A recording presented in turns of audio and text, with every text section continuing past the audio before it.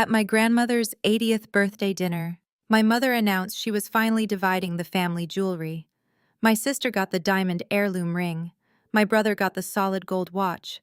Then she turned to me smiling as she slid a velvet-lined wooden box across the table. "And for you," she said, "the empty box, it all came in." Laughter erupted around the private dining room. But under the table, Grandma grabbed my hand and slipped me a note. The 9 words written on that paper would rewrite our entire family history. My name is Maya. I am 32 years old, and my family had no idea who they were dealing with. Before I continue this story, let me know where you are watching from in the comments below. Hit like and subscribe if you have ever had to stand up to a toxic family member who underestimated your worth. I promise you the look on their faces was worth every single second of the pain I had to endure. The clinking of crystal glasses silenced the private dining room of the Atlanta Country Club. The room smelled of expensive steak and expensive lies. My mother Brenda stood at the head of the table dripping in faux pearls and unwarranted arrogance. We were supposed to be celebrating Grandma Josephine, but my mother always found a way to make every event an audience for her favoritism. She handed my light-skinned Spelman graduate sister Chloe a flawless diamond ring. Chloe gasped, holding it up to the chandelier light. Next, my mother handed my brother Marcus a vintage solid gold Rolex. Marcus, who still lived in her basement at 30 years old, grinned like he had actually earned it. Then Brenda picked up a scuffed, velvet-lined wooden box. She did not hand it to me gently. She slid it hard across the mahogany table. It hit my water glass, spilling ice water onto the crisp white tablecloth. I looked down at the empty box, then up at the woman who was supposed to protect me. "And for Maya." Brenda sneered, her voice echoing off the high ceilings. "The empty box. It perfectly matches your community college degree, your nappy hair, and your completely empty bank account. You always wanted to be part of the spotlight, Maya, so here is your moment to shine with absolutely nothing." The table erupted in laughter. Aunts and uncles who had not spoken to me in years snickered into their napkins. My mother had always made her preference clear, weaponizing my darker skin and natural hair against me since childhood. To her, Chloe was the golden child, the trophy daughter married to prestige, while I was the ultimate embarrassment. I did not belong in their perfect picture. I did not cry. I had stopped crying over Brenda's cruelty a decade ago. I simply closed the lid of the empty box and prepared to leave. But before I could push my chair back, Chloe's husband Preston stood up. Preston was a wealthy white real estate developer who loved parading his so-called charity toward our black family. He viewed himself as the savior of the Williams clan, and he never let us forget it. He picked up the heavy leather billfolder left by the waiter and tossed it directly onto my empty dinner plate. The leather slapped loudly against the porcelain. "Since you are eating for free tonight, Maya, you can cover the tab," Preston said, flashing a patronizing smile that made my stomach turn. "It is $15,000. Consider it payback for the air you breathe in this room, or maybe a late graduation gift from us to you. Just put it on whatever high-interest credit card you use to survive." Chloe giggled, wrapping her arm around Preston. "Oh, honey, do not be mean. Maya probably cannot even afford the valet parking outside, let alone a meal at a place like this." I looked around the room. Not a single family member intervened.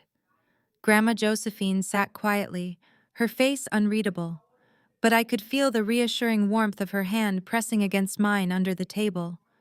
The rest of them just sat there waiting for me to break, waiting for me to storm out in tears so they could spend the rest of the evening talking about how dramatic and unstable I was. They expected the scapegoat to act like a scapegoat. They wanted me to shrink into myself and beg for their mercy. Instead, I picked up the leather folder and opened it. $15,240. A lavish sum for a family that thrived on keeping up appearances.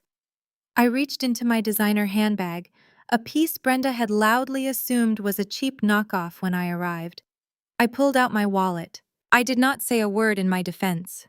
I simply pulled out a sleek, heavy titanium American Express Centurion card, the black card.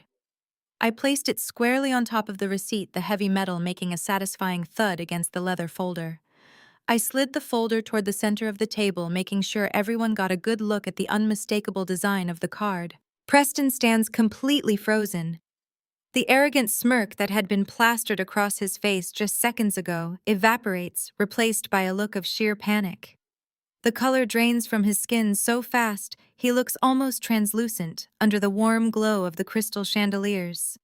He pats his tailored suit pockets frantically, as if a working credit card might magically materialize from the silk lining. He grabs his phone from the table, his manicured fingers trembling as he forcefully jabs at the screen to open his banking application. I watch the exact second reality crashes into him. His breath hitches. The screen reflects a glaring red notification of frozen assets. "That is absolutely impossible," Preston sputters. His voice cracks, completely losing its practiced corporate authority. He turns his aggression toward the restaurant manager, stepping forward to actively intimidate the man. "You are making a terrible mistake. Do you have any idea who you are talking to? My firm is closing a multi-million-dollar deal tomorrow morning. I demand you run the card again right now. I will absolutely have your job for this massive humiliation." The manager does not flinch. He steps back, signaling for two venue security guards who are already hovering near the dining room entrance. "There is no mistake, sir," the manager states firmly. "Your financial institution has flagged all associated accounts for immediate suspension pending a federal inquiry. Now I must ask you to lower your voice or I will be forced to escort you off the premises." Chloe jumps up from her seat. Her designer heels scrape harshly against the hardwood floor. She grabs Preston by the arm, her perfectly contoured face twisted in desperate denial. "This is just a stupid banking error," she shrieks, glaring at the manager before turning her venomous gaze toward me.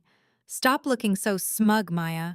You think paying for one dinner makes you special. You probably drained your entire life savings just to pull this pathetic stunt." Chloe laughs a high and hysterical sound. She tosses her long, expensive weave over her shoulder and points a shaking finger at me. "You cannot touch us, Maya."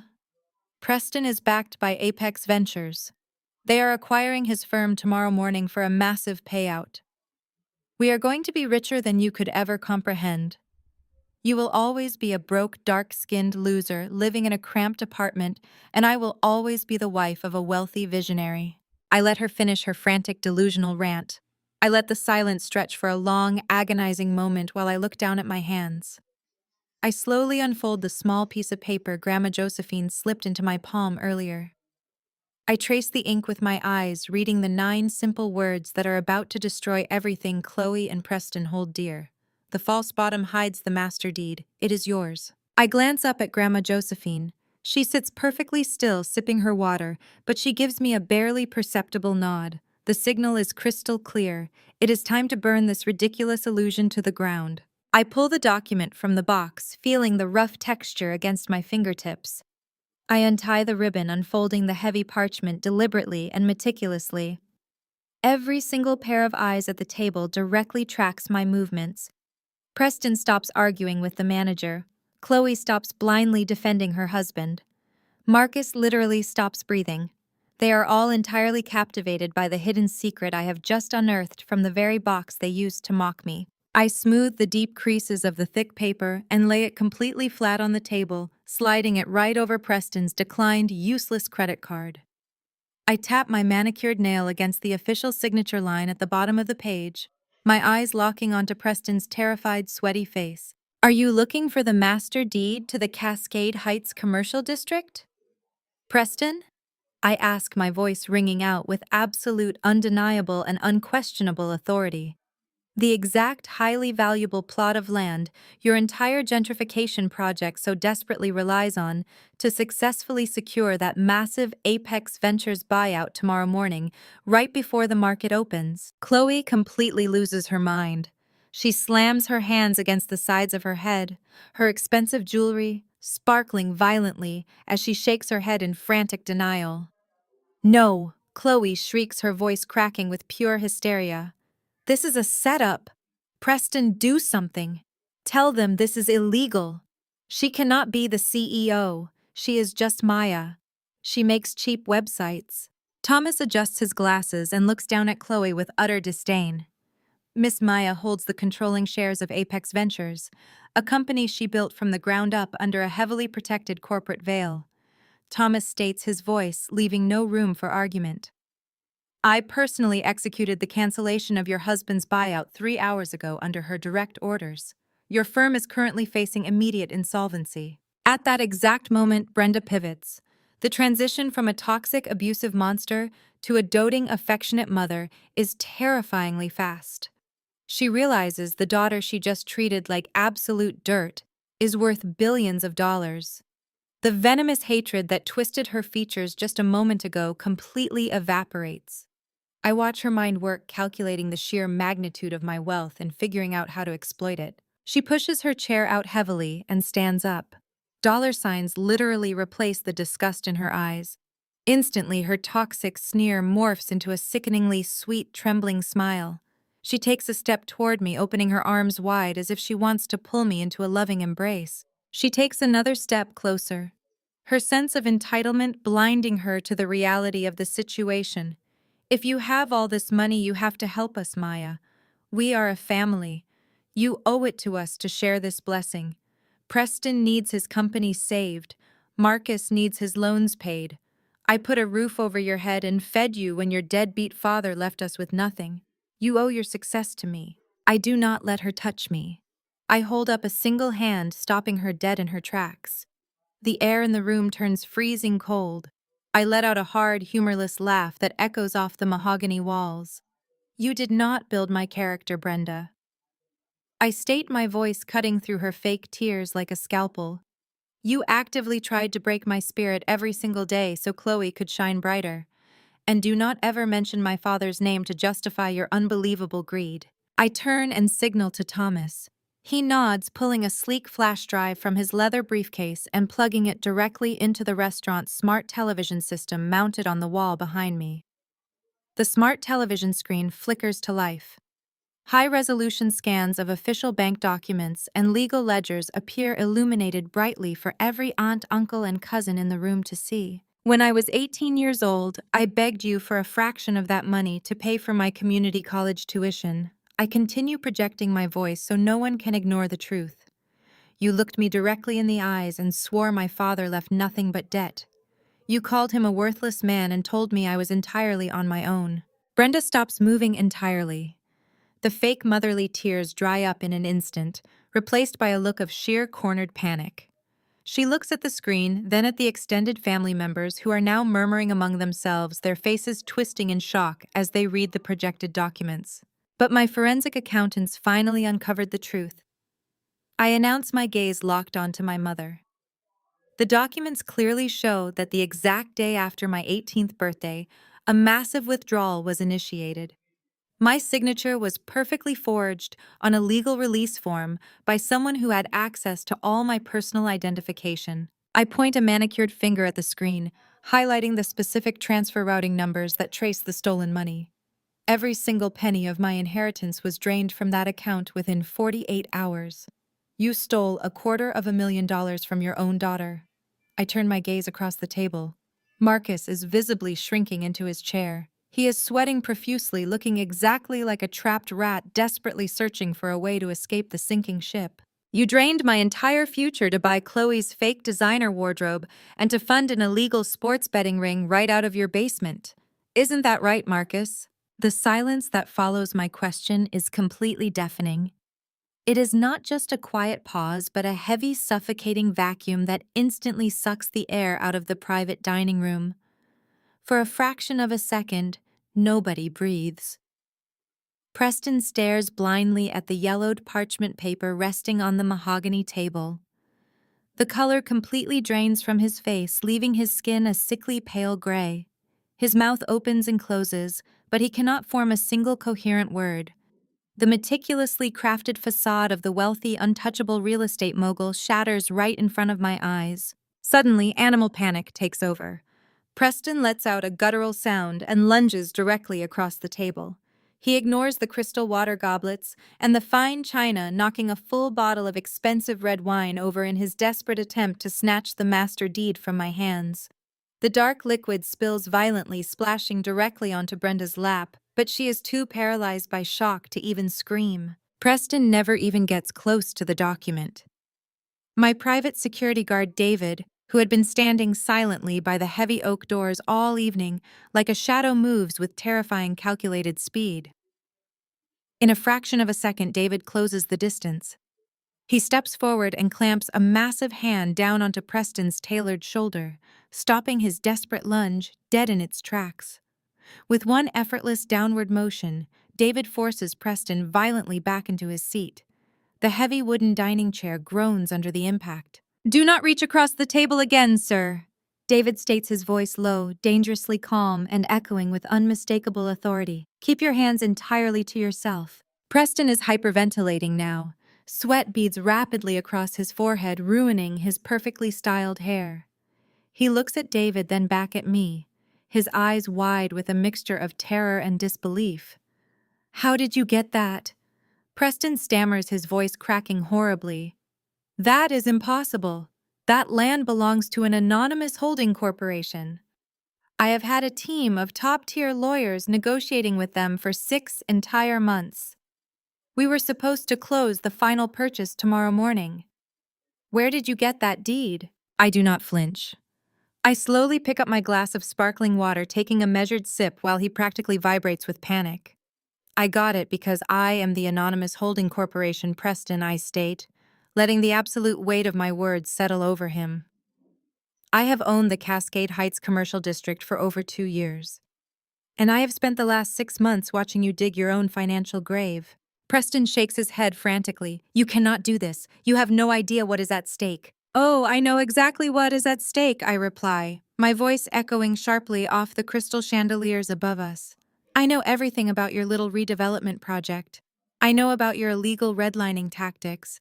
I know exactly how you manipulated local zoning laws to force out minority families who have lived in that neighborhood for 4 generations. I have the paper trail proving you bribed city appraisers to intentionally devalue legacy minority-owned businesses so you could swoop in like a white savior and buy them for pennies on the dollar. You planned to bulldoze an entire vibrant community just to build sterile luxury condos and high-end coffee shops." The extended family members sitting around the table gasp, whispering frantically to one another, as the sheer magnitude of Preston's fraudulent scheme is laid bare. But Brenda predictably refuses to see the truth. She cannot accept that her golden son-in-law is a criminal because admitting his failure means admitting her own terrible judgment. She stands up abruptly, ignoring the red wine soaking into her dress. "Maya, stop this ridiculous nonsense right now," Brenda screeches, pointing a trembling manicured finger at me. "You are making a fool of yourself. Preston is bringing unparalleled prestige to this family. He is a respected developer. He is elevating us. But you cannot stand that, can you? You have always been a bitter, jealous girl. You are trying to ruin your sister's perfect marriage with these insane lies just because nobody wants you." I look at the woman who gave birth to me, feeling absolutely nothing but cold pity. "You really would defend a man who actively destroys Black communities just because he buys your daughter expensive handbags," I say calmly. "Your internalized hatred is truly exhausting, Brenda." Chloe finally finds her voice. She slams her hands down on the table, her diamond rings clacking against the wood. She glares at me with pure, unadulterated venom, desperately clinging to her fading status. "You are bluffing, Maya." Chloe sneers, her voice dripping with artificial confidence. "You printed a fake document to scare us. You do not have the power to stop anything Preston does. You are a nobody." Preston's firm is backed by Apex Ventures, the largest private equity firm in the state. They are formally acquiring his company tomorrow morning. The deal is already finalized. Once the market opens, Preston is getting a $40 million buyout, and we are flying to Paris for a month to celebrate. You cannot touch us. I watch Chloe puff out her chest, so incredibly proud of the imaginary wealth she thinks she possesses. With a swift, practiced motion, I toss the heavy folder directly across the table. It lands squarely on Chloe's lap with a loud smack. "You mean this acquisition contract, Chloe?" I ask, tilting my head and offering her a cold, empty smile. "The one that was permanently canceled by the executive board exactly 3 hours ago." The silence that follows David's announcement is so absolute, it feels like a physical weight pressing down on the entire dining room. The air is entirely sucked out of the space. Preston physically deflates, falling back into his chair as if his strings have been abruptly cut. His mouth opens and closes repeatedly, but no sound manages to escape. He stares blindly at the master deed sitting on the table, then up at David, clearly recognizing the infamous corporate litigator. The devastating reality of his situation crashes over him in real time. His real estate firm is entirely worthless without the Cascade Heights land. His platinum cards are frozen. The Apex Ventures acquisition was his one and only lifeline, and he just spent the last 10 minutes threatening to have the CEO arrested. Preston suddenly scrambles to his feet, his chair tipping over backwards and crashing loudly onto the floor. The arrogant, untouchable real estate mogul shatters right in front of my eyes. Animal panic takes over. He wipes a thick layer of sweat from his forehead, ruining his perfectly styled hair, and takes a desperate step toward me. "Maya, let us be reasonable here," Preston stammers, his voice dropping an octave desperately, trying to sound like a colleague rather than a bully. "We are both business people. We understand how these corporate negotiations work. You do not need to cancel the acquisition. My firm has all the infrastructure ready for the Cascade Heights build. We can partner on this. I can give you a massive percentage of the back-end profits. We are family, for God's sake." I look at him with pure disgust. "You just called me a ghetto dropout and threatened to have me thrown in a jail cell," I remind him, my voice echoing sharply off the crystal chandeliers. "I do not partner with racists, Preston. I do not partner with frauds. And I certainly do not partner with men who build their fake empires by stealing from minority communities. Your firm is completely insolvent. You have zero leverage, zero capital, and by tomorrow morning you will have zero employees. You are finished." Chloe completely loses her mind. She slams her hands against the sides of her head, her expensive jewelry sparkling violently as she shakes her head in frantic denial. She refuses to accept that her status as the wealthy superior sister has just evaporated into thin air. "No!" Chloe shrieks, her voice cracking with pure hysteria. "This is a massive setup. Preston, do something. Tell them this is illegal. She cannot be a billionaire CEO. She is just Maya. She is a loser. She makes cheap websites in a miserable little apartment. She must have slept her way to the top or committed some kind of massive corporate fraud." David adjusts his glasses and looks down at Chloe with utter disdain. "Mrs. Davis, I strongly advise you to watch your next words carefully." David states, his tone freezing cold. "Miss Maya holds the controlling shares of Apex Ventures, a company she built from the ground up under a heavily protected corporate veil over the last 7 years. If you continue to make defamatory accusations regarding my client's professional conduct, I will personally ensure you are sued into absolute oblivion." Chloe chokes on her own sobs, stepping back as if she has been physically struck. She looks down at the cancelled acquisition contract resting on her lap, the document that proves her Buckhead mansion, her country club memberships, and her designer lifestyle are all completely gone. She collapses into her seat, burying her face in her hands and weeping loudly. At that exact moment, Brenda pivots. The transition from a toxic, abusive monster to a doting, affectionate mother is terrifyingly fast. She realizes the daughter she just treated like absolute dirt is worth billions of dollars. The venomous colorism and deep-rooted hatred that twisted her features just a moment ago completely evaporates. I watch her mind work, calculating the sheer magnitude of my wealth and figuring out exactly how to exploit it.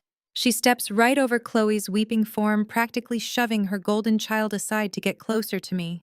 Dollar signs literally replace the disgust in her eyes. Instantly, her toxic sneer morphs into a sickeningly sweet, trembling smile.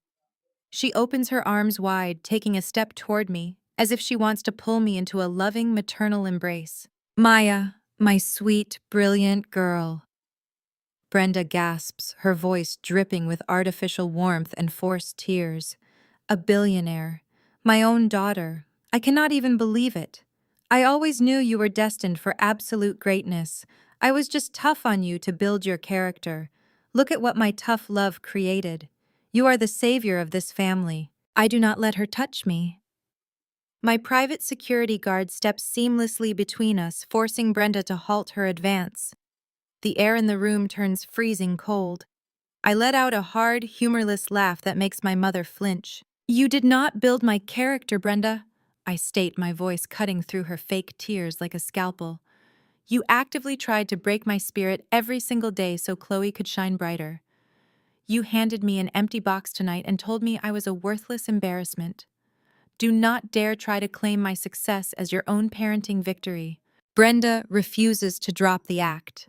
She clutches her pearl necklace, her eyes wide with manufactured innocence. You do not mean that, Maya. We are a family, and family sticks together through thick and thin. If you have all this money, you owe it to us to share this blessing. You need to pay Preston's business debts immediately. You need to clear Marcus's loans so he does not get hurt. I put a roof over your head and fed you when your deadbeat father left us with absolutely nothing. I sacrificed everything for you.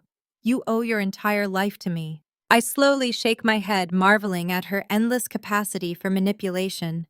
You really love that narrative, do you not? I ask, my tone dangerously quiet. The story of the struggling single mother who sacrificed everything because my father left us destitute. I turn and signal to David. He nods, pulling a small remote from his pocket and aiming it directly at the restaurant's massive smart television system mounted on the mahogany wall behind our table. The screen flashes to life, illuminating the dark dining room. A roof over my head, I repeat, pacing slowly behind my chair. Let us talk about that roof, Brenda. Let us talk about the money my biological father actually left behind. High-resolution scans of official bank documents, sealed legal ledgers, and heavily redacted tax forms appear on the massive screen. The extended family members lean forward, their faces twisting in confusion and shock as they read the projected numbers. When I was 18 years old, I begged you for a fraction of money to pay for my community college tuition so I would not have to work 3 jobs. I continue projecting my voice so no one can ignore the truth. You looked me directly in the eyes and swore my father left nothing but debt. You called him a worthless man and told me I was entirely on my own. Let us talk about the $250,000 trust fund my father left exclusively in my name to secure my future. Brenda stops moving entirely. The fake motherly tears dry up in an absolute instant, replaced by a look of sheer cornered panic. She looks at the glowing television screen, then at David, and finally at Marcus, who is visibly shrinking into his seat and sweating profusely. I point dead at Brenda. The one you forged my signature to drain completely when I turned 18.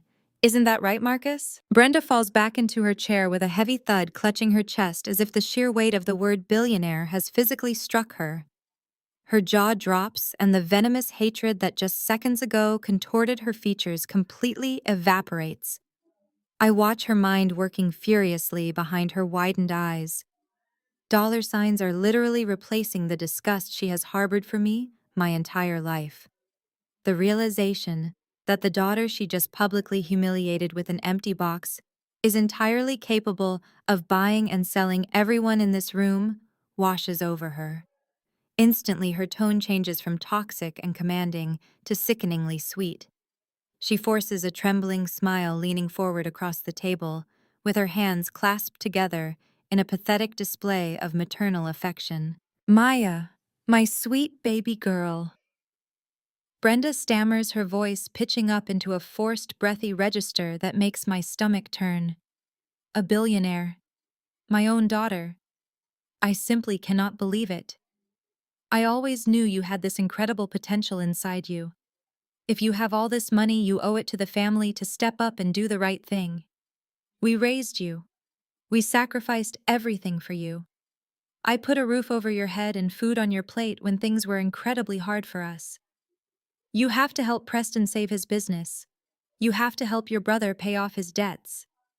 This is a blessing from God. Maya and family always shares their blessings. I let out a cold, hard laugh that slices through the heavy silence of the dining room. The sound is so entirely devoid of warmth that several extended family members visibly flinch in their seats.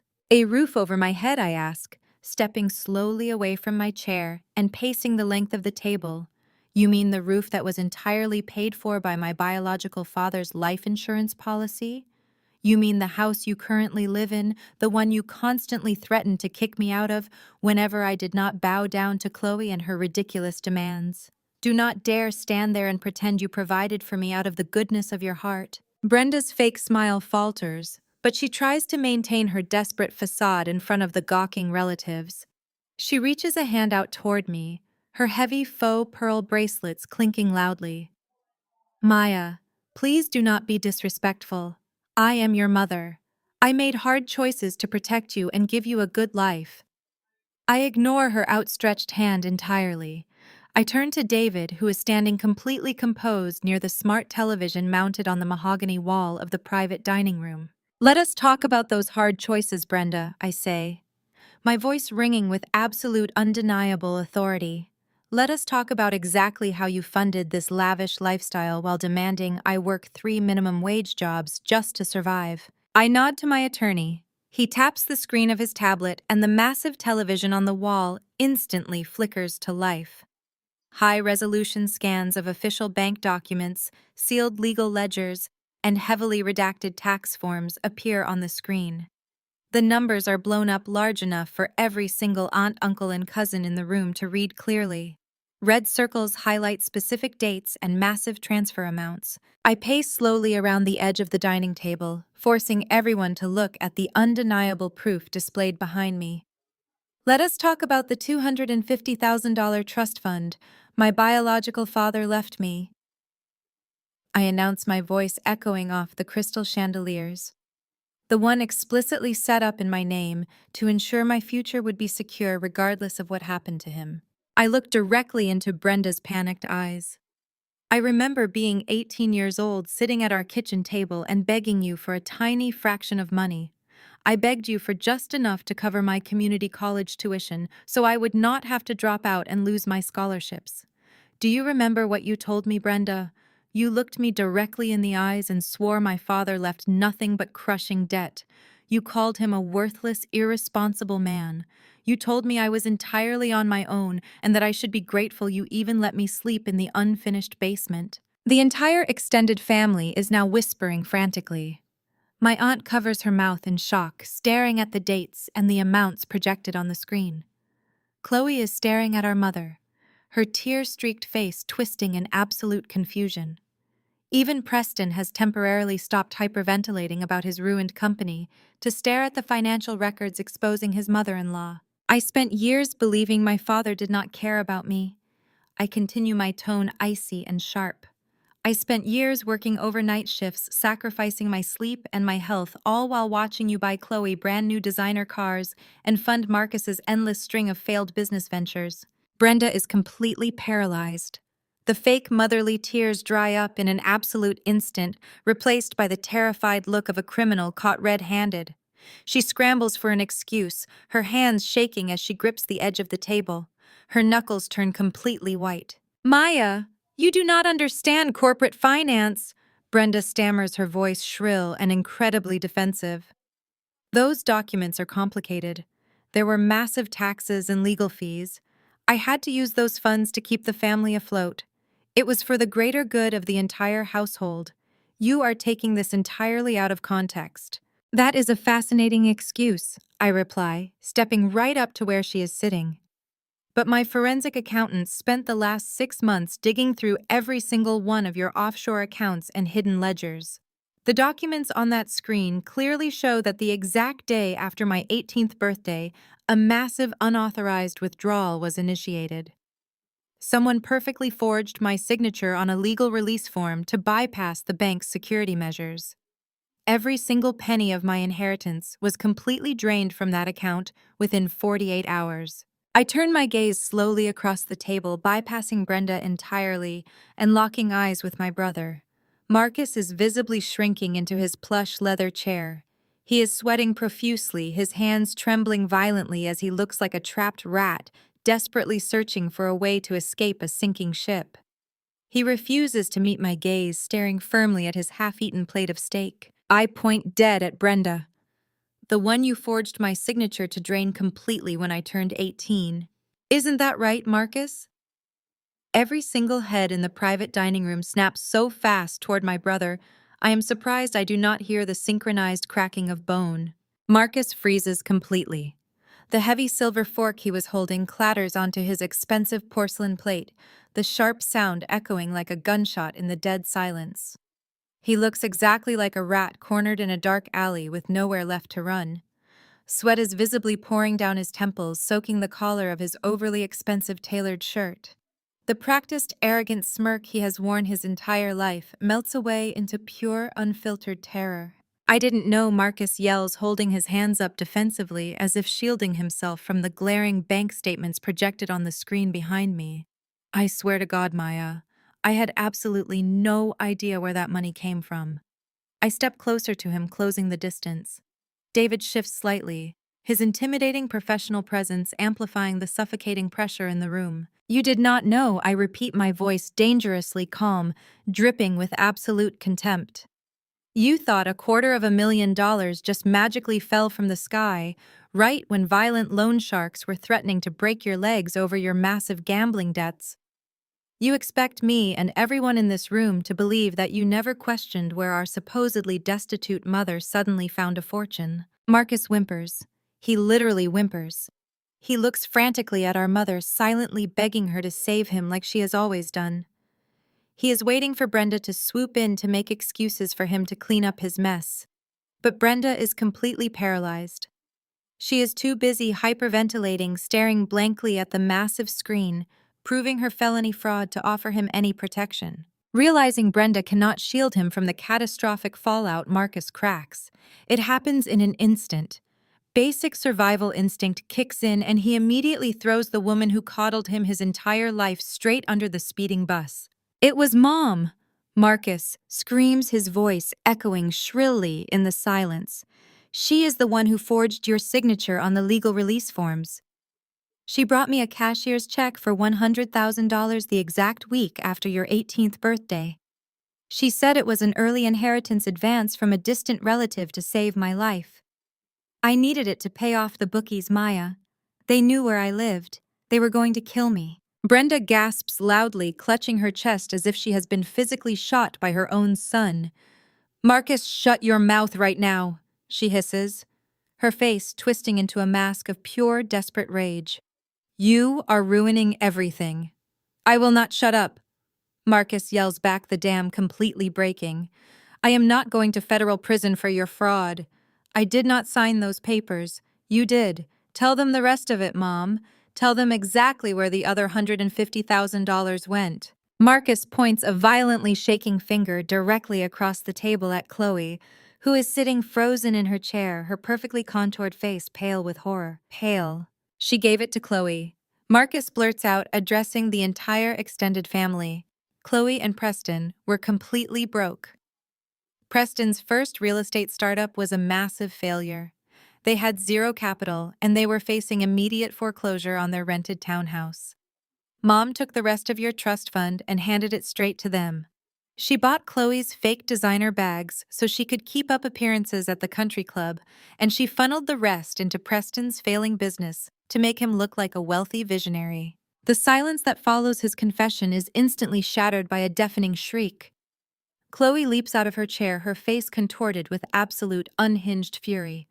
The realization that her entire image, her marriage, and her supposed superiority were all funded by my stolen inheritance breaks her completely. Shut up, you stupid idiot! Chloe screams, launching herself around the table at our brother. She slams into Marcus, knocking his heavy wooden chair backward.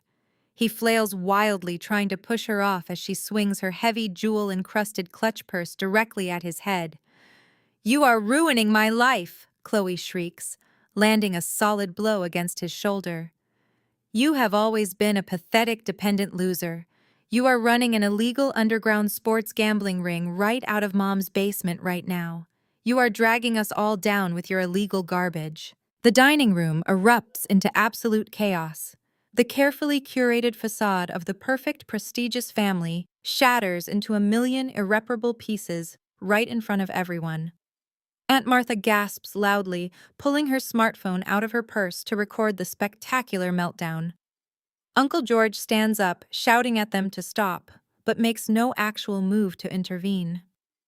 Preston is pressed against the far wall looking at his screaming wife, as if she is a rabid animal desperately trying to physically distance himself from the toxic wreckage of her family. Brenda is sobbing openly now, her carefully constructed illusion of wealth and maternal superiority completely destroyed. She reaches out desperately, grabbing the sleeve of my blazer. Maya, make them stop. Please. She begs, her voice pathetic and weak. You have to fix this. We are a family. You have the money to make this go away. I look down at the woman who stole my future to fund her golden children's lies. The woman who stole the final act of love my biological father ever gave me. I gently but firmly peel her fingers off my sleeve. I do not have to fix anything, Brenda. I state coldly, stepping back to watch the spectacle. You built this house of cards entirely on your own. I am just providing the wind. For 22 years, I was the scapegoat. I was the dark-skinned daughter told she was never enough, told she was a burden. I wore thrift store clothes and worked exhausting overnight shifts, while Chloe flaunted luxury items bought with my dead father's money. I took out high-interest student loans while Preston paraded around as a self-made genius using the capital stolen from my trust fund. Watching them turn on each other, violently tearing out throats to save their own skins, is the most beautifully poetic justice I could have ever orchestrated. I did not even have to lift a finger to destroy them. The undeniable truth did all the heavy lifting. The screaming match between Chloe and Marcus reaches a fever pitch. Marcus manages to shove Chloe away, sending her stumbling backward into a waiter's heavy serving cart. Silverware, crystal glasses, and empty china plates crash to the hardwood floor in a deafening clatter. Chloe screams a string of vicious profanities, grabbing a heavy brass candlestick from the center of the dining table, ready to strike her own brother. The relatives are shouting in panic, demanding order. Preston is yelling at David, demanding he do something to stop the madness. It is a symphony of complete and utter destruction. I stand perfectly still, taking a calm sip of my sparkling water, letting the chaos reign. Suddenly, a heavy rhythmic pounding echoes over the screaming. The heavy oak doors of the dining room swing open again with tremendous force. The entire room freezes instantly. The shouting dies in their throats. Chloe slowly lowers the brass candlestick. Marcus scrambles backward against the wall. But this time it isn't a waiter checking on the noise or a lawyer delivering more bad news. It is 4 uniformed police officers. As Marcus is yanked to his feet, the lead detective turns his piercing gaze toward the sweating pale white man sitting frozen at the dining table. Preston Davis, the detective, states, his voice carrying the absolute uncompromising weight of federal authority. Do not get up. We have a warrant for your arrest as well. Preston violently shakes his head.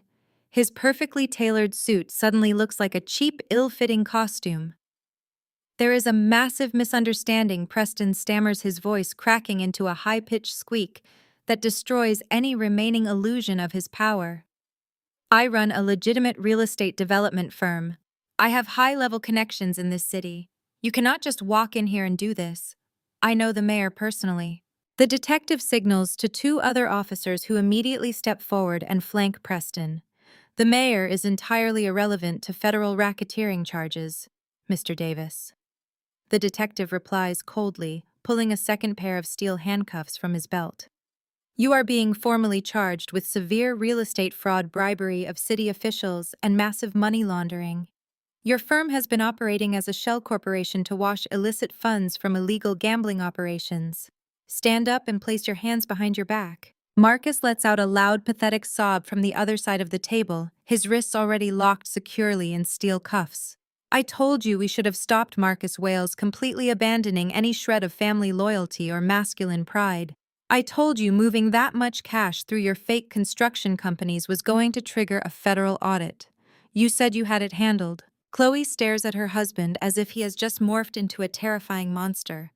The devastating reality of the situation hits her like a freight train. Her entire life, the exclusive country club memberships, the designer clothes, the luxury cars, all of it was funded by stolen inheritance and illegal racketeering. I am leaving you!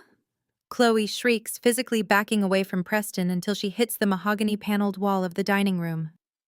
I want a divorce right now. I have absolutely nothing to do with any of this illegal garbage. I am a victim here. He lied to me. I thought he was a successful visionary. I did not know he was washing dirty casino money. The detective pulls a small notebook from his breast pocket and flips it open, barely glancing at Chloe's hysterical display. Actually, Mrs. Davis, you might want to call your own legal counsel immediately. The detective states, his tone entirely devoid of sympathy. Your signature is on the last 3 years of joint federal tax returns, as well as the incorporation documents, for two of the shell companies your husband used to funnel the stolen money. The district attorney will be very interested in hearing exactly how much you did not know. Chloe's knees completely buckle. She slides down the wall and hits the hardwood floor, letting out a guttural scream of absolute despair. The realization that she is not just broke, but potentially facing federal prison time alongside her fraudulent husband, shatters her fragile, arrogant mind. She claws at her expensive hair extensions, weeping uncontrollably into her hands. Brenda is hyperventilating. She looks frantically between her handcuffed son, her soon-to-be arrested son-in-law, and her hysterical, crumbling daughter. The perfect superior family she spent decades cultivating at my expense is being violently dismantled in real time by federal agents. She lunges toward me, grabbing the fabric of my blazer before David can intercept her. Maya, do something. Brenda begs, her voice dripping with raw, unfiltered panic. You have billions of dollars. You have powerful lawyers. Tell your attorney to stop this right now. Pay their bail.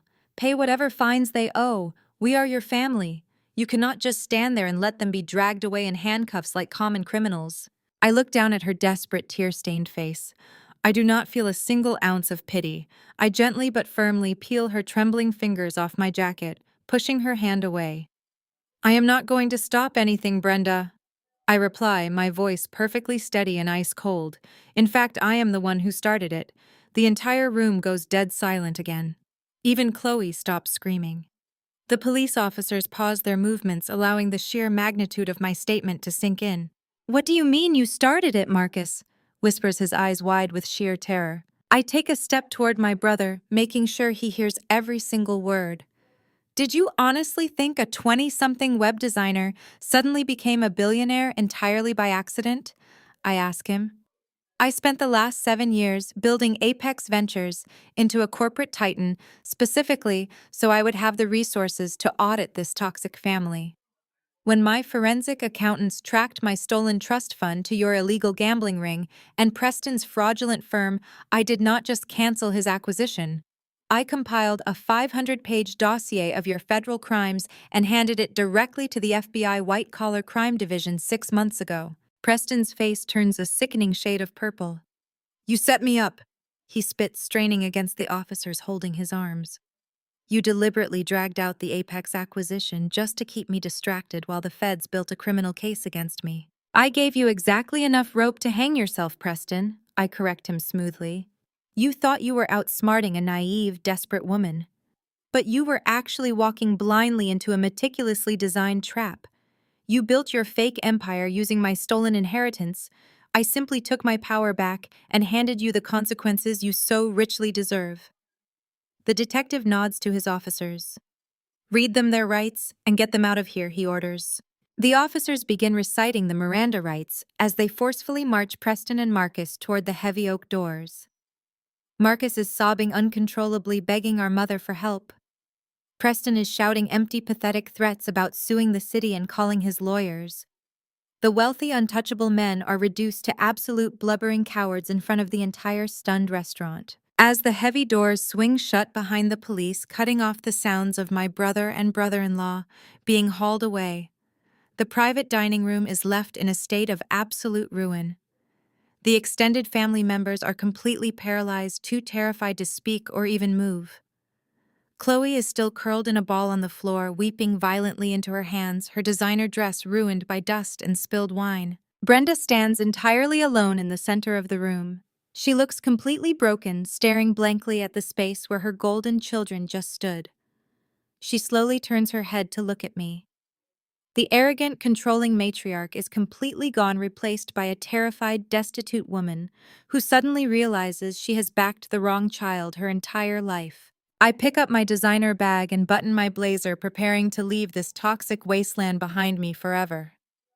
But I have one final piece of business to conclude. I look directly at Brenda. Now that your favorite son and your wealthy son-in-law are going to federal prison, and your golden daughter is facing accessory charges, we need to have a very serious discussion about your living situation, Brenda. Specifically, the beautiful suburban house you currently live in, the one paid for by my biological father. Here are the encrypted wire transfers proving Preston Davis used his real estate firm to launder exactly $1.2 million of Marcus's illegal gambling money over the last 3 years. The lead detective takes the flash drive from David with a firm nod. He slides it securely into his evidence pouch. Preston watches the exchange, his eyes bulging out of his skull. The last shred of his arrogant country club persona completely disintegrates. He is no longer the untouchable developer.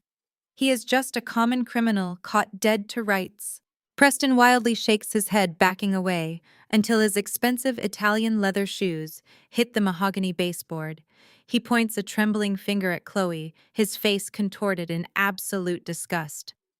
"I am not taking the fall for these people," Preston yells, his voice shrill and panicked. She knew everything. Chloe knew exactly where the money was coming from.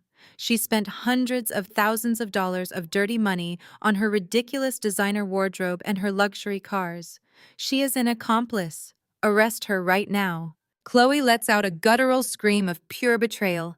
The man she constantly paraded around to humiliate me, the man she claimed elevated her above her dark-skinned sister, is now actively trying to send her to federal prison. She scrambles up from the floor, her expensive gown torn at the hem, and lunges at him. "You spineless coward!" Chloe shrieks, slapping him so hard across the face that a sharp crack echoes through the dining room. "You promised me we were untouchable. You said you were a financial genius. You used my brother's dirty money to fund your pathetic failing business because you are a complete fraud." Two police officers immediately step in, grabbing Chloe by the arms and pulling her forcefully away from Preston. She thrashes wildly, screaming obscenities at the man she worshipped just 10 minutes ago. Preston rubs his red cheek, his true vile nature finally exposed for the entire extended family to witness. "You are all a bunch of uneducated, pathetic losers," Preston spits, glaring at Brenda, Chloe, and Marcus with pure venom. "I only married into this ghetto family because your idiot brother was dumb enough to hand me $250,000 in untraceable cash. I needed capital to save my firm. You think I actually wanted to spend my life with a vapid, status-obsessed gold digger like Chloe? You people are a joke. You are a means to an end." Brenda gasps, clutching her chest as if she has been physically shot. The pristine image of her perfect, wealthy white son-in-law shatters violently.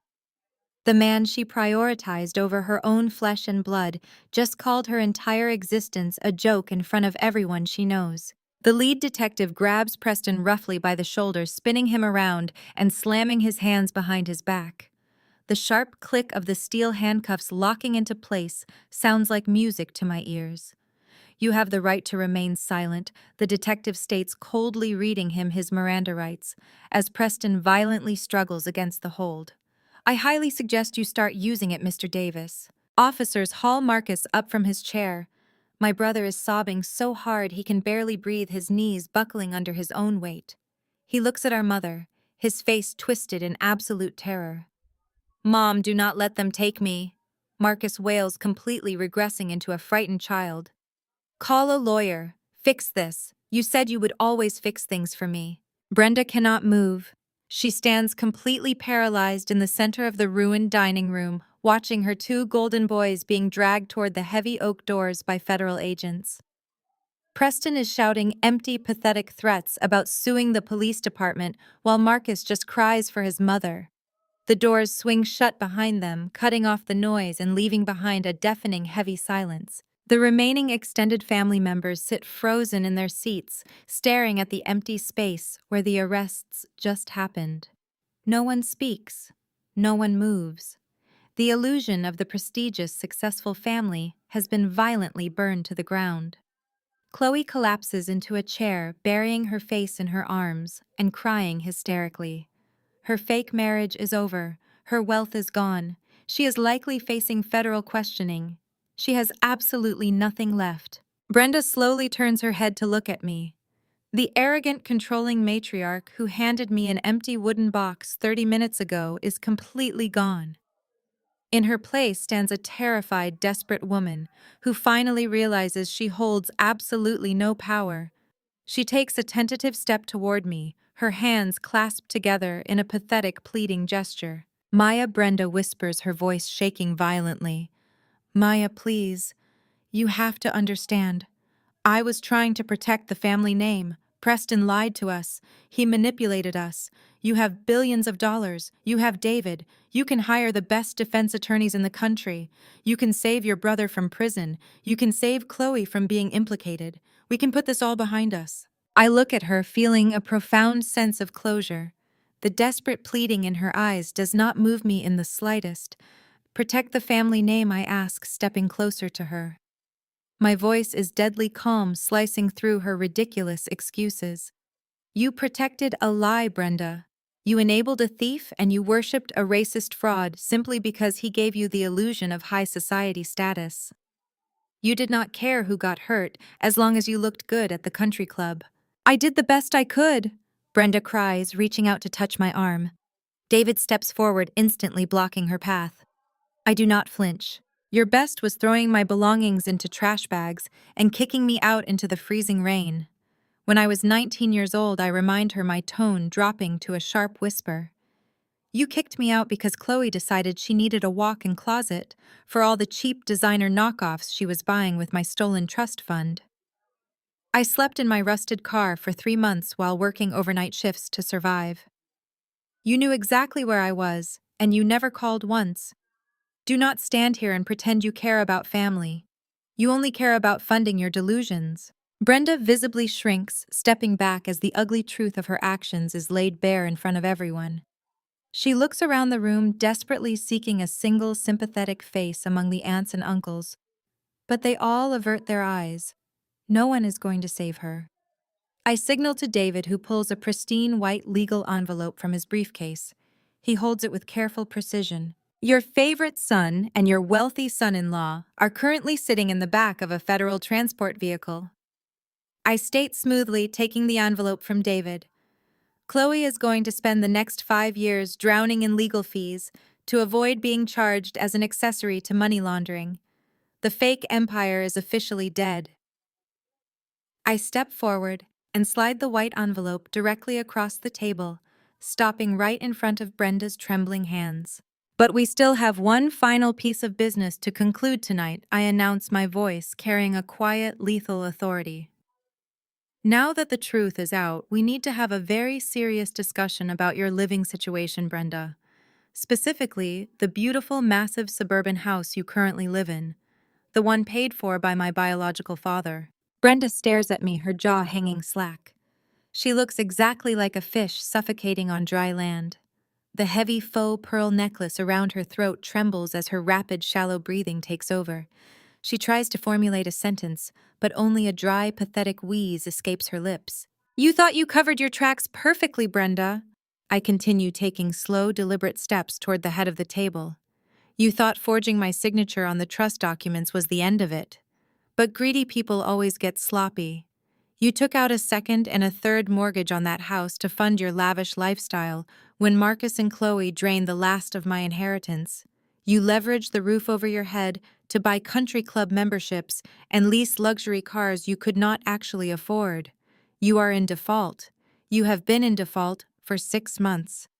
The bank was quietly preparing to foreclose. Brenda shakes her head violently, her eyes darting around the room, pleading silently with the extended family members who are all actively avoiding her gaze.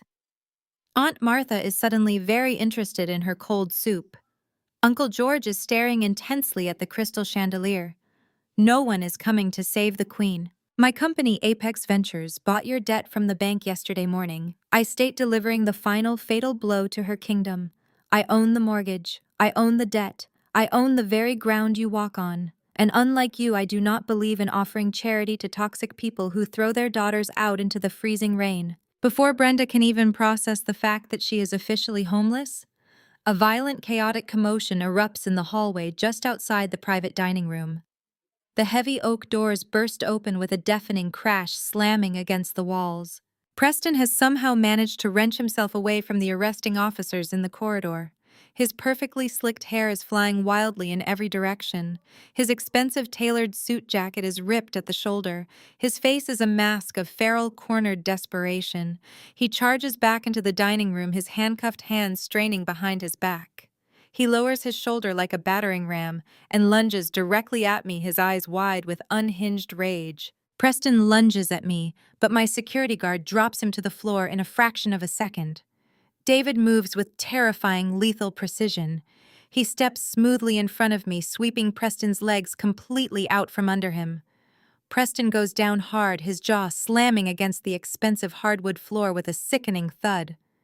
David instantly pins him face down, pressing a heavy, unforgiving knee between Preston's shoulder blades. The officers rush into the room seconds later, shouting apologies as they grab Preston roughly by his leather belt and haul him back down. Chloe watches her supposedly high society husband groveling on the floor with blood trickling from his lip. The illusion of her perfect, wealthy marriage shatters violently right in front of her eyes. She is hyperventilating, mascara running down her face in thick, ugly black streams, ruining her flawless, expensive makeup. She completely abandons whatever fragile dignity she has left. She falls to her hands and knees, her designer gown dragging through the spilled wine and broken crystal on the floor. She crawls over to Preston on the floor. Her manicured nails dig into the carpet as she reaches out to him, her voice cracking in pure desperation. "Preston, tell them it is a lie," Chloe begs, grabbing at the torn fabric of his sleeve. "Fix this right now. Use your trust fund. Call your family in Connecticut. Hire the best lawyers in the country and get us out of this nightmare. You promised me we were untouchable." Preston twists his neck, glaring at his sobbing wife with absolute unfiltered disgust. The mask of the loving, wealthy husband melts away, exposing the vicious broke fraud underneath. He spits at her feet. "I do not have a trust fund, you stupid gold digger." Preston snarls, his voice echoing shrilly across the silent dining room. "I have been bankrupt for 2 years. My family cut me off completely when my first startup tanked. I married you because your mother promised me seed money from your sister's stolen inheritance.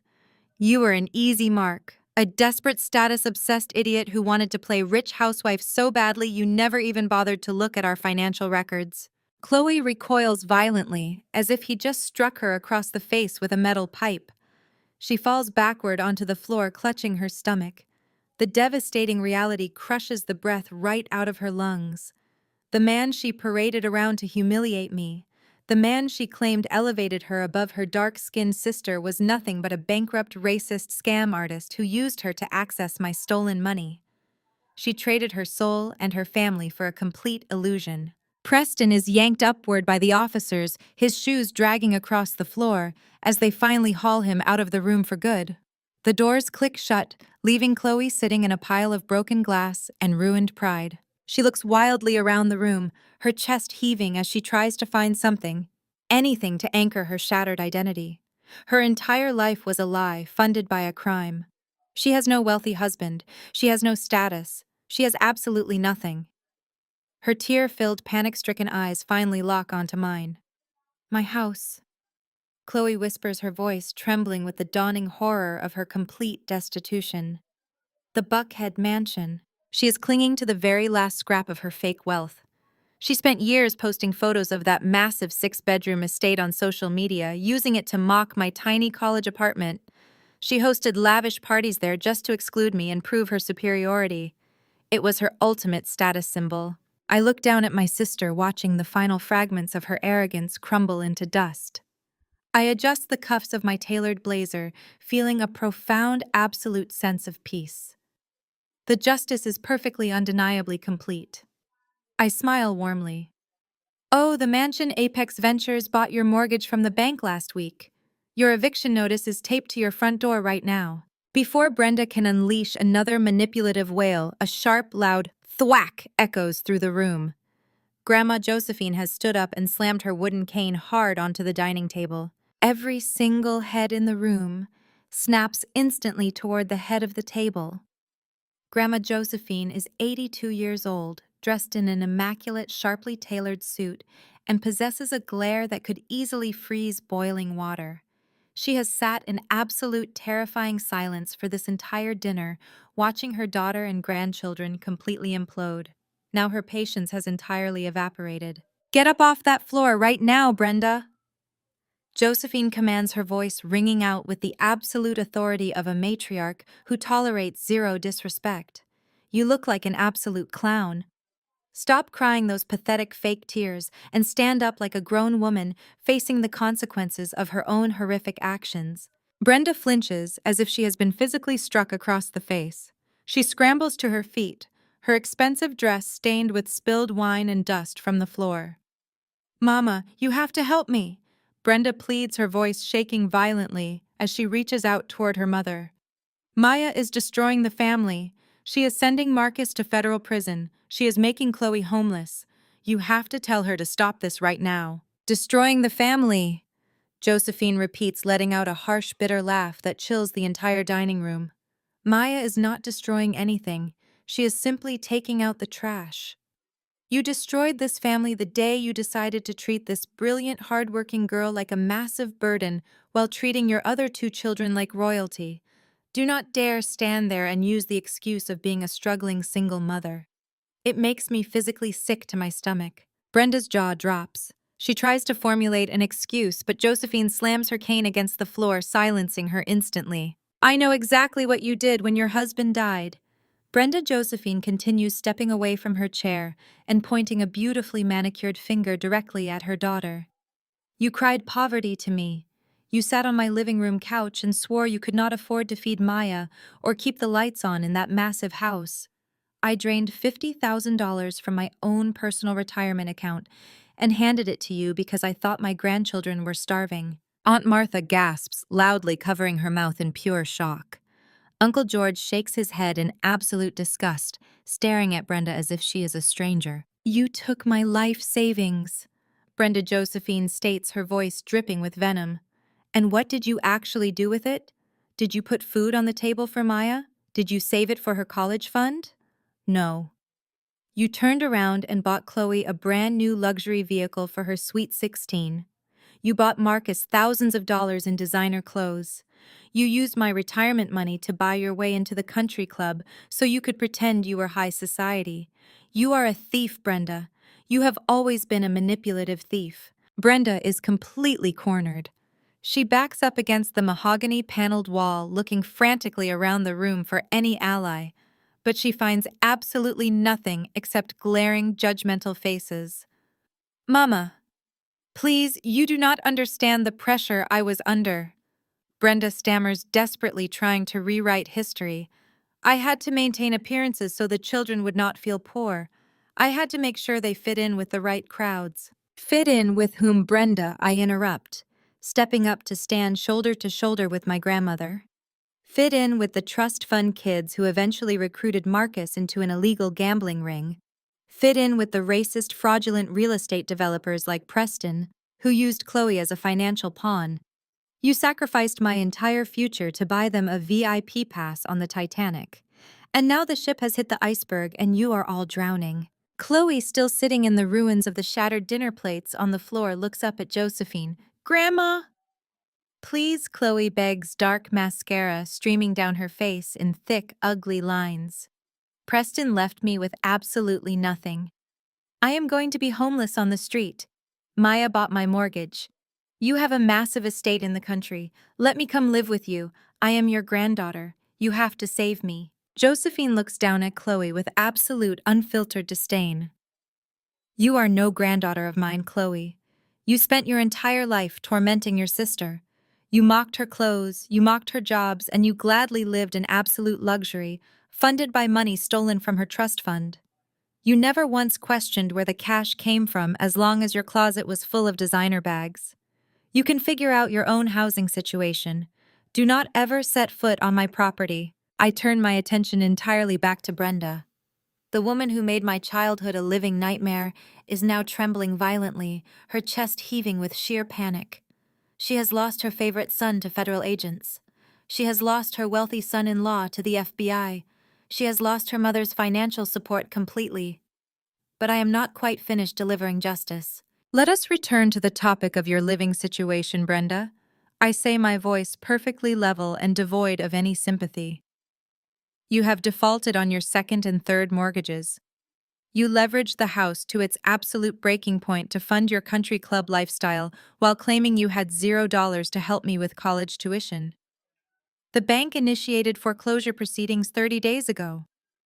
Brenda stares at me, her eyes wide with unadulterated horror. She knows exactly what is coming next. My corporate holding firm Apex Ventures purchased the entirety of your debt directly from the bank yesterday afternoon, I announced, signaling to David. He steps forward with military precision and hands me a thick, sealed legal folder. I am legally the sole owner of the property.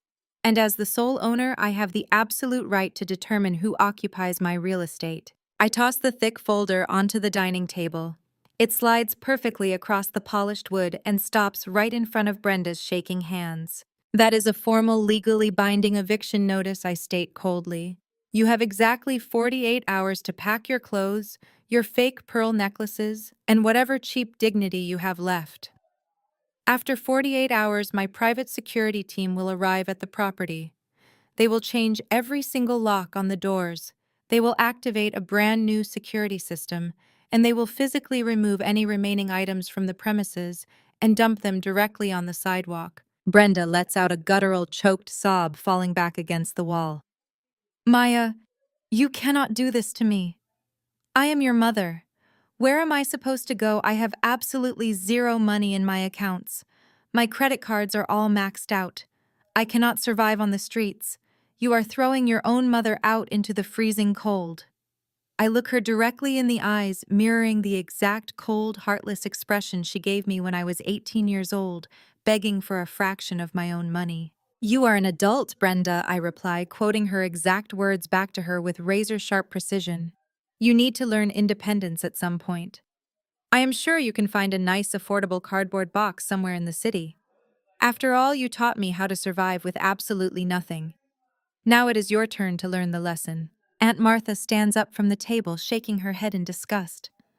Brenda, you brought this entirely upon yourself, Martha says loudly, grabbing her designer coat. We all watched you treat this brilliant girl like garbage for 20 years. We all stayed silent to keep the peace, and I will deeply regret that silence for the rest of my life. But nobody in this family is going to bail you out of this mess. You dug your own grave. George, we are leaving right now. Uncle George nods quickly, throwing his cloth napkin onto the table. They walk out of the room without giving Brenda or Chloe a second glance. The rest of the extended family immediately follows suit. Cousins, aunts, and uncles all grab their belongings and exit the dining room in a swift, silent mass exodus. No one offers Brenda a place to stay. No one offers Chloe a ride home. They scatter rapidly, leaving the two toxic women completely isolated in the center of the ruined restaurant. Brenda collapses backward into the nearest chair. Her mouth opens and closes soundlessly, gasping for air that refuses to fill her lungs. The words soul air echo off the crystal chandeliers, striking her with the force of a physical blow. The absolute magnitude of what she has just lost finally penetrates her thick skull. Grandma Josephine is not just a comfortable retiree living in a quiet suburban cul-de-sac. She is the founder and majority shareholder of a massive multinational logistics empire that she built entirely from the ground up after my grandfather died. Her estate is easily worth hundreds of millions of dollars. And Brenda just realized every single penny of it belongs entirely to the daughter she threw away like garbage. You are lying! Brenda gasps, her voice a fragile, broken whisper. You cannot do that. I am your biological daughter. I am your firstborn child. You cannot just cut me out and give everything to her. The courts will never allow it. I will contest the will. I will tell a judge you were manipulated. I will prove she brainwashed you to steal my rightful inheritance. Grandma Josephine's laugh is sharp, loud, and completely devoid of warmth.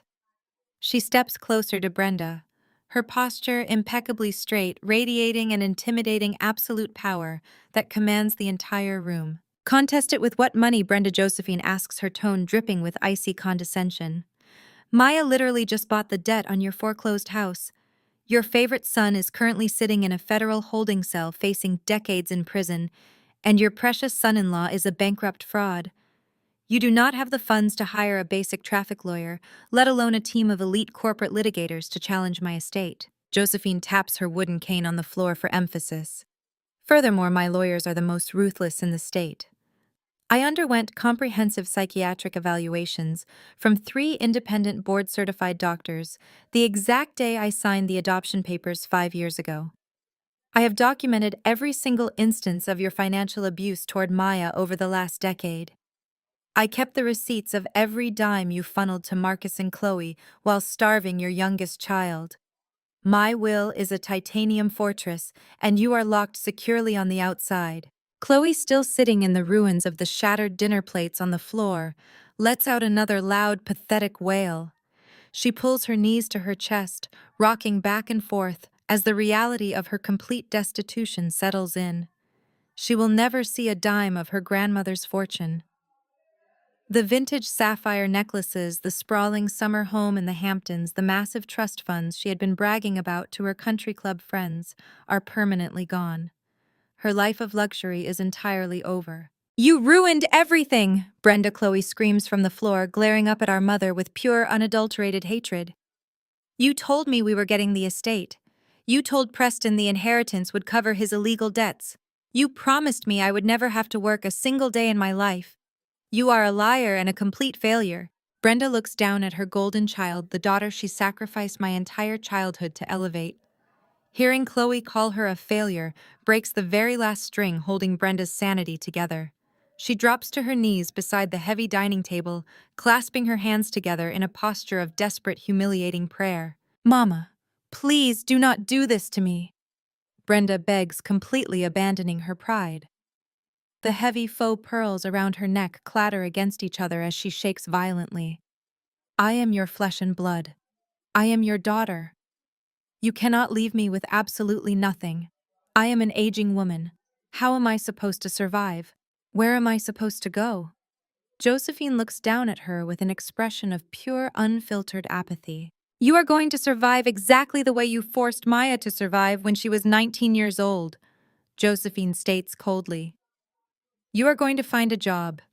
You are going to work long, grueling hours for minimum wage. You are going to rent a tiny, dilapidated apartment and budget every single dollar just to afford basic groceries. You are going to experience the exact life you actively tried to force upon my granddaughter because you hated her dark skin and resented her brilliance. And you will do it entirely without my help. I am completely finished funding your toxic colorist delusions. The finality in Josephine's voice leaves absolutely zero room for negotiation. She turns her back on Brenda, entirely dismissing her existence with a simple pivot of her shoulders. She looks at me, her sharp, intelligent eyes softening with genuine affection and profound pride. Are you ready to go home? My dear Josephine asks me gently. I look around the destroyed private dining room. The fine china is shattered across the expensive hardwood floor. The premium wine is staining the custom rugs. The illusion of the perfect wealthy family has been violently dismantled, exposing the ugly rotting foundation underneath. Brenda is sobbing loudly on her knees, her face buried in her hands. Chloe is hyperventilating in the corner, clutching her torn designer dress. The golden children and the fraudulent husbands have been hauled away in steel handcuffs. I look down at the empty wooden box sitting on the edge of the dining table. The gag gift Brenda handed me 30 minutes ago to publicly humiliate me in front of the extended family. I pick it up, feeling the cheap, lightweight wood in my hands.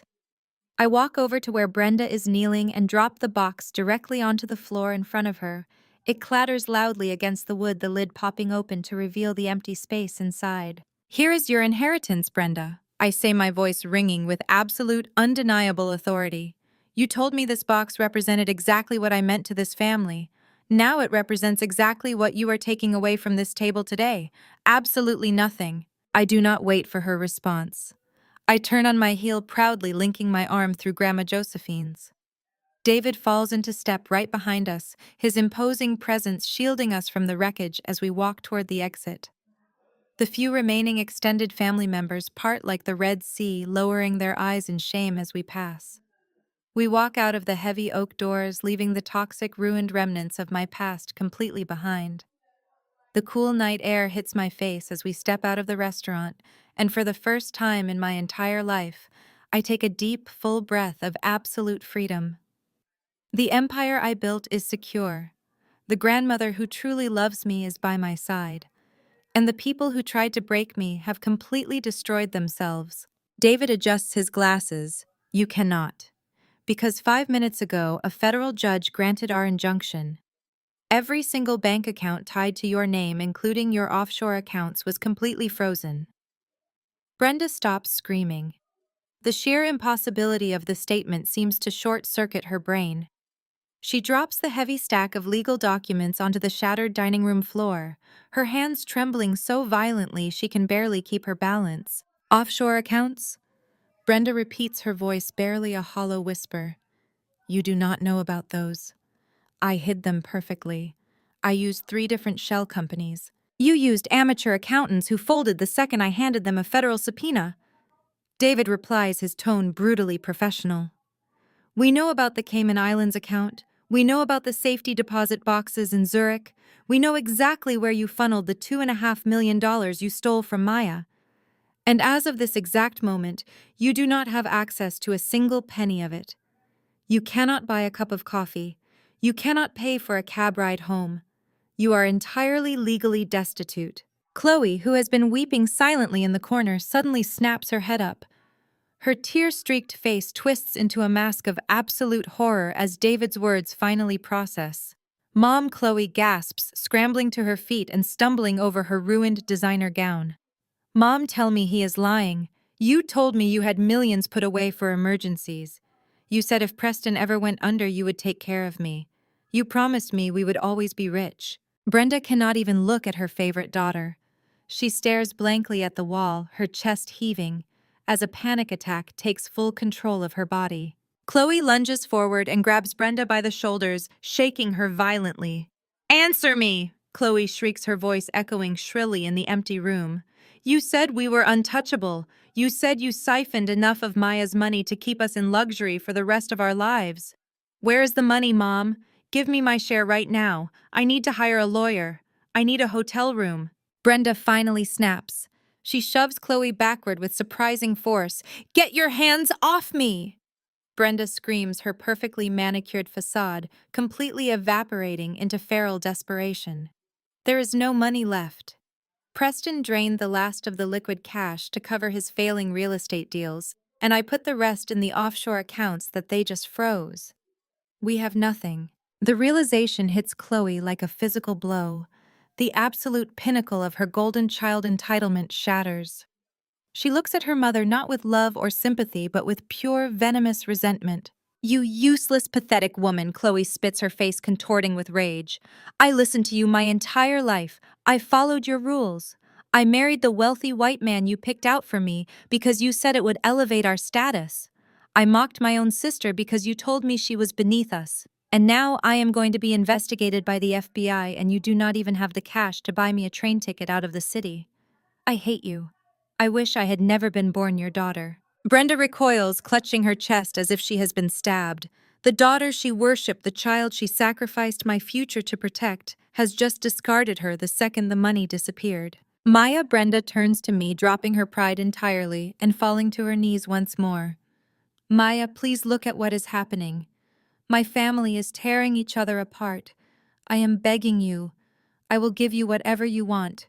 Just tell your lawyer to lift the freeze. Let me have enough to get a small house. Let me have enough to survive. I look down at her, feeling absolutely no pity. You are missing the bigger picture, Brenda, I say, my voice deadly calm. You think this civil lawsuit is your biggest problem? You think returning my stolen trust fund is the end of this nightmare? You have always been incredibly short-sighted. I gesture to David, who pulls another crisp white document from his briefcase. He does not hand it to Brenda. He simply holds it up so she can read the bold federal seal printed at the very top of the page. Remember that massive charity gala you hosted 3 years ago? I ask, watching the color completely drain from Brenda's face. The one for underprivileged youth in the inner city. The gala where you paraded me around in a cheap dress as your token success story, claiming you single-handedly raised a brilliant daughter despite living in poverty. You raised over $400,000 that night from your wealthy country club friends. Brenda swallows hard, her eyes darting nervously toward the doors. I donated that money, she stammers. I gave it to the charities. You donated 10% of it, I correct her sharply. You funneled the other $360,000 directly into the same shell company you used to hide my trust fund.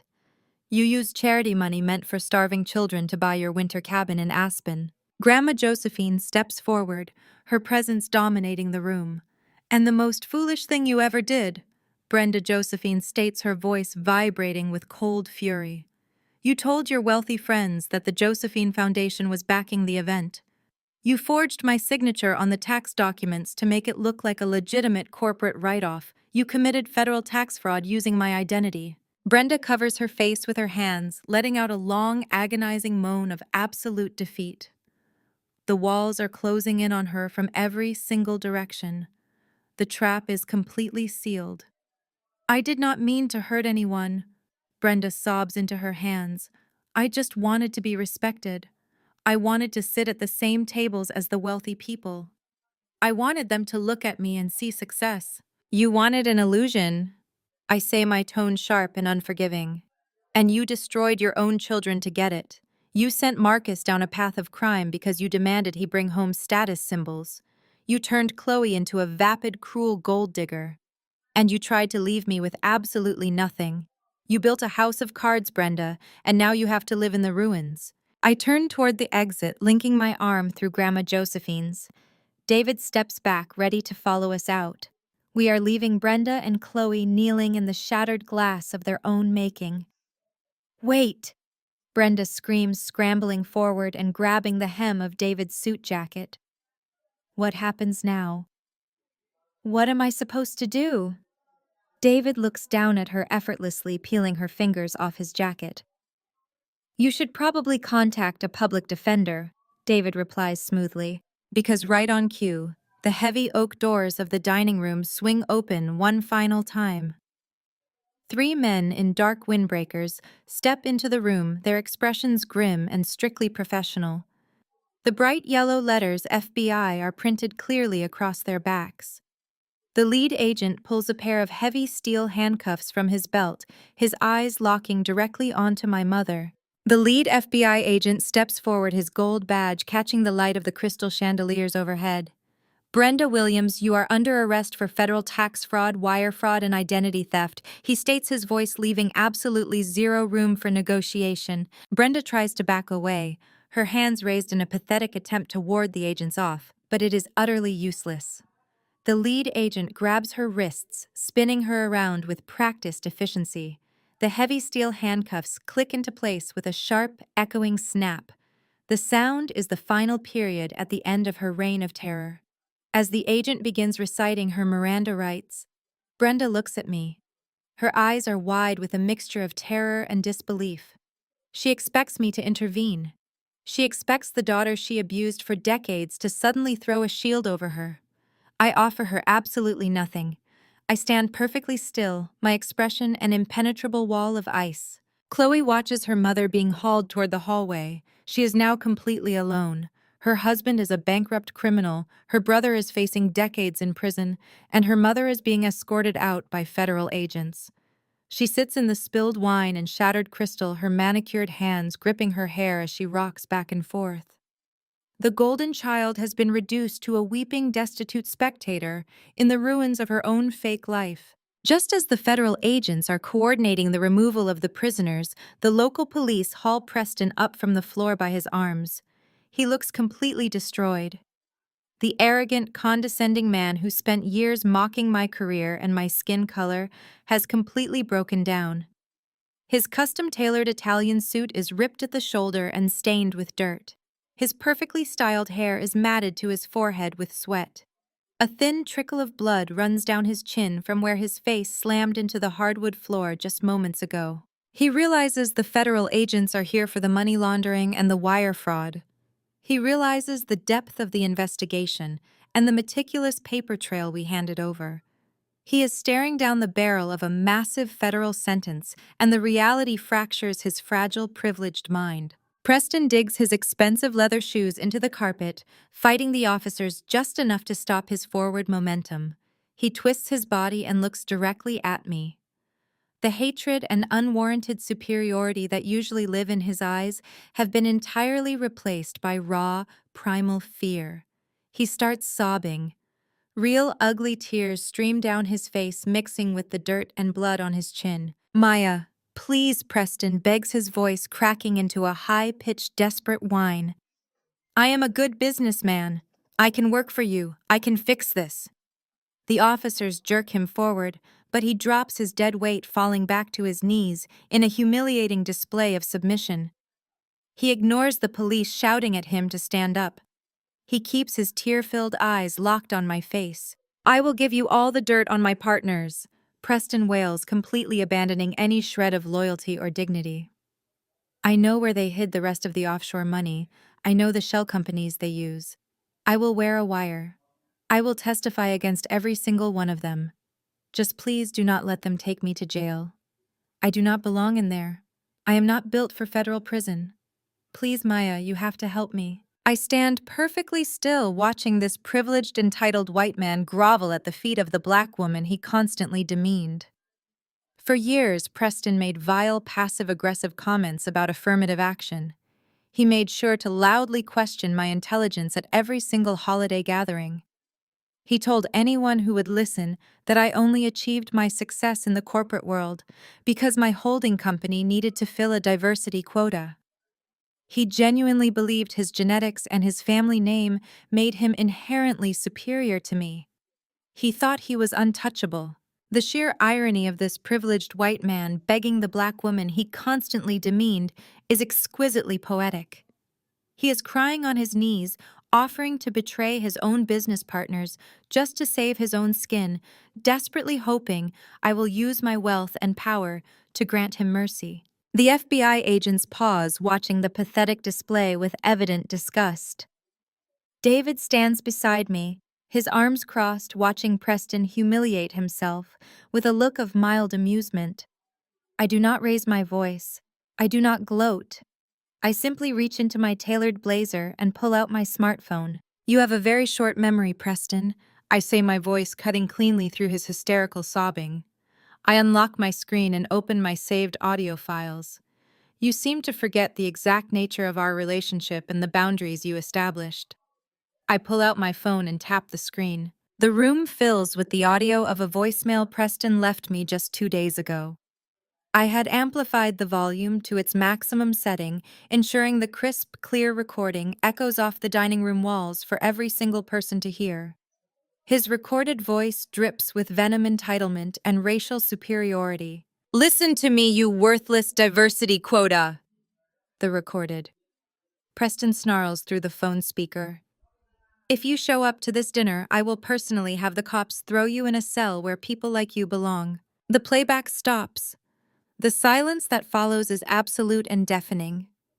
The FBI agents exchange a hard, unforgiving look, their grips tightening significantly on Preston's arms. The local police officers glare down at him, disgusted by the raw bigotry exposing the true nature of the man they just arrested. Preston's face drains of all color. He stares at the phone in my hand, his mouth opening and closing soundlessly. The realization that his own vile hatred is the final nail in his coffin hits him with the force of a freight train. There is no negotiating his way out of this. There is no corporate loophole. He handed me the exact weapon I needed to destroy him. I put the phone away. Enjoy your cell, Preston.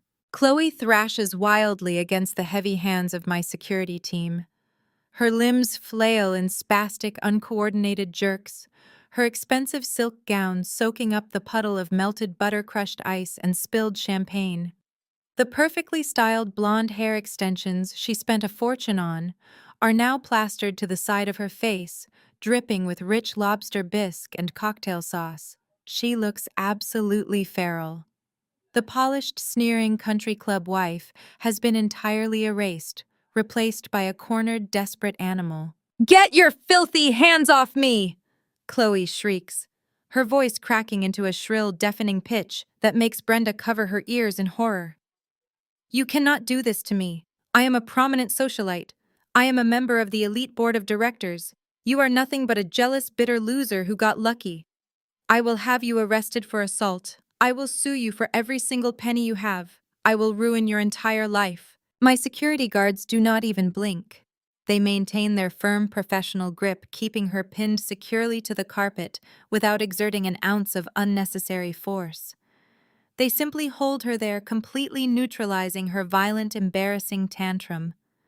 I stand over her, smoothing a minor crease in my tailored blazer.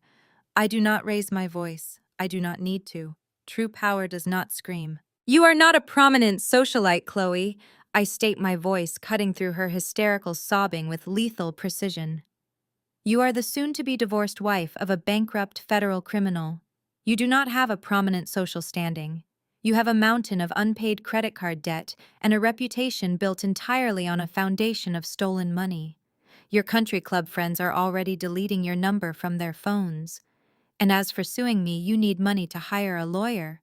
As David just clearly explained, every single account tied to your name is currently locked in a federal holding pattern. You do not have the funds to buy a value meal at a fast food drive-thru, let alone retain legal counsel." Brenda tries to surge forward, her hands outstretched toward her favorite daughter. "Please, Maya." Brenda begs, tears streaming down her aging face, ruining her heavy makeup. "Tell them to let her up. She is your sister. She is terrified. You have made your point. Just let her go." David smoothly steps directly into Brenda's path. He does not touch her, but his imposing height and absolute refusal to yield stop Brenda dead in her tracks. "Do not interfere with my security team while they are restraining a hostile individual." "Brenda," I warn her coldly, keeping my gaze locked on Chloe. Chloe lunged at me with the clear intent to cause physical harm. "My team is simply mitigating the threat. If you take another step forward, David will have you restrained as well. And I highly doubt you want to end your evening pinned to the floor next to your precious golden child." Brenda shrinks back against the mahogany-paneled wall, sliding down until she is sitting on the floor weeping helplessly.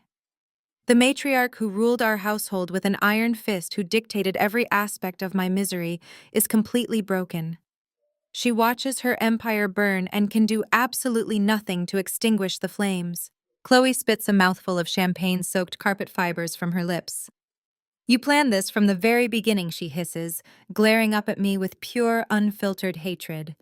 "You waited until the exact moment I had everything I ever wanted just to snatch it away. You are evil. You have always been evil. You hated me because I was beautiful and popular, and you were just the dark-skinned, awkward burden sitting in the corner. You were supposed to be the failure." I crouch down slightly, bringing my face closer to hers. The smell of expensive perfume and cheap panic radiates off her skin. "I never hated you for being popular, Chloe," I reply softly, making sure she hears every single syllable. "I hated you because you were exceptionally cruel. I hated you because when I was working 3 grueling jobs to pay for my own college textbooks, you stole my laptop and threw it in the swimming pool just because you thought it was a funny prank. I hated you because you actively participated in Brenda's campaign to make me feel worthless. You paraded around in designer clothes bought with my stolen inheritance and proudly told your wealthy friends I was simply the hired help." Chloe squeezes her eyes shut, shaking her head violently as if she can physically block out my words. "Shut up!" she screams, her voice echoing off the high ceilings. "Shut up! Shut up! I do not care about your stupid laptop. I do not care about your pathetic struggles. I deserve my lifestyle. I earned my place in society. I am better than you." "You earned absolutely nothing," I correct her, my tone dropping to a freezing whisper. "You rode the coattails of a criminal enterprise. You lived a complete lie, and now the ride is permanently over. Tomorrow morning, you are going to wake up and realize your luxury SUV has been repossessed. You are going to realize your designer wardrobe belongs to the bank. You are going to have to find a minimum wage job. You are going to have to learn how to clean your own bathrooms, wash your own clothes, and budget for generic groceries. You are going to experience the exact miserable life you constantly mocked me for living. Chloe lets out a guttural, agonizing scream of pure denial. She thrashes her legs violently, kicking out with all her remaining frantic strength. Her bare foot connects solidly with the base of a towering antique porcelain vase resting on a marble pedestal near the edge of the dining table. The heavy pedestal wobbles precariously, swaying back and forth. David lunges forward to catch it, but he is a fraction of a second too late. The massive, intricately painted vase tips over the edge and crashes onto the hardwood floor with a deafening explosive sound. Sharp shards of antique porcelain scatter in every direction, sliding across the polished wood and embedding themselves into the custom rugs. The sheer destruction brings a sudden, stunned silence to the room. Chloe stops, thrashing her eyes wide as she stares at the thousands of pieces of shattered porcelain surrounding her. The restaurant manager returns with two armed venue security guards. "Ma'am," he says to Chloe, who is sobbing into the carpet, "you are destroying club property. I am afraid I have to press charges." Brenda frantically dumps the contents of her Chanel bag onto the only remaining intact table. Lipsticks mince and a sleek leather wallet spill out. Her trembling fingers fumble with the clasp. She pulls out a heavy metallic credit card, holding it out to the manager like a lifeline. "Run it!" Brenda snaps desperately, trying to summon her fading country club authority. "It has a $50,000 limit. Run the card and get these thugs off my daughter." The manager does not flinch. He pulls a mobile payment terminal from his apron, snatches the card from her hand, and inserts the chip. The machine processes for 3 agonizing seconds before letting out a sharp, loud beep. A bright red error message flashes across the screen. "Decline," the manager states loudly. "Account frozen." Brenda gasps, snatching the card back. "That is impossible. Run this one. This is my exclusive platinum card." He runs the second card. Another sharp beep. "Declined." She throws a third card at him, her voice cracking into a hysterical sob. "Try this one. It is a joint business account. It has to work." The machine beeps for the third time, sounding like a death knell in the quiet room. "Declined, Mrs. Williams. As your lawyer just informed you, you do not have access to a single cent." Brenda stares at the small black terminal as if it is a venomous snake. The reality of David's words finally sinks into her bones. She is not just metaphorically ruined, she is literally physically broke. She cannot pay the massive catering bill she racked up trying to impress people who have already abandoned her. The manager motions to one of the local police officers standing near the doorway. "Officer, this woman has consumed $15,000 in food and beverage, and her daughter has just caused thousands of dollars in property damage to our antique decor. She has zero means of payment. I am officially pressing charges for defrauding an innkeeper and destruction of property." The officer nods, stepping forward and pulling a fresh pair of handcuffs from his utility belt. He grabs Brenda by the arm, spinning her around, just as the federal agents had done to Preston earlier. Brenda completely loses her mind. She thrashes against the officer's grip, screaming my name. "Maya, you cannot let them do this. I am your mother. You have billions of dollars. Pay the bill. Pay the bill right now. You owe me for giving you life." I step forward, closing the distance between us. The desperate, sweaty, hysterical woman in handcuffs looks absolutely nothing like the arrogant matriarch who tried to humiliate me an hour ago. "I owe you absolutely nothing, Brenda," I say, my voice echoing with quiet, lethal finality.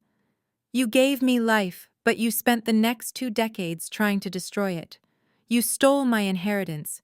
You mocked my skin color. You allowed Chloe to treat me like a servant. You gave me an empty wooden box tonight and told me it represented my worth. But you were wrong." I gesture around the completely wrecked dining room. "That empty box did not represent my future. It represented yours. You built your entire existence on lies, theft, and fake status. Now the illusion is gone. You are completely, utterly empty. From the floor, Chloe lifts her lobster-stained face. She looks at Brenda being handcuffed and lets out a bitter, mocking laugh. Look at you. Chloe spits, her voice raspy from screaming. You are going to jail over a dinner bill. You dragged me into this mess. You set me up with Preston. You ruined my life. Brenda glares down at her favorite child, the ultimate betrayal flashing in her eyes.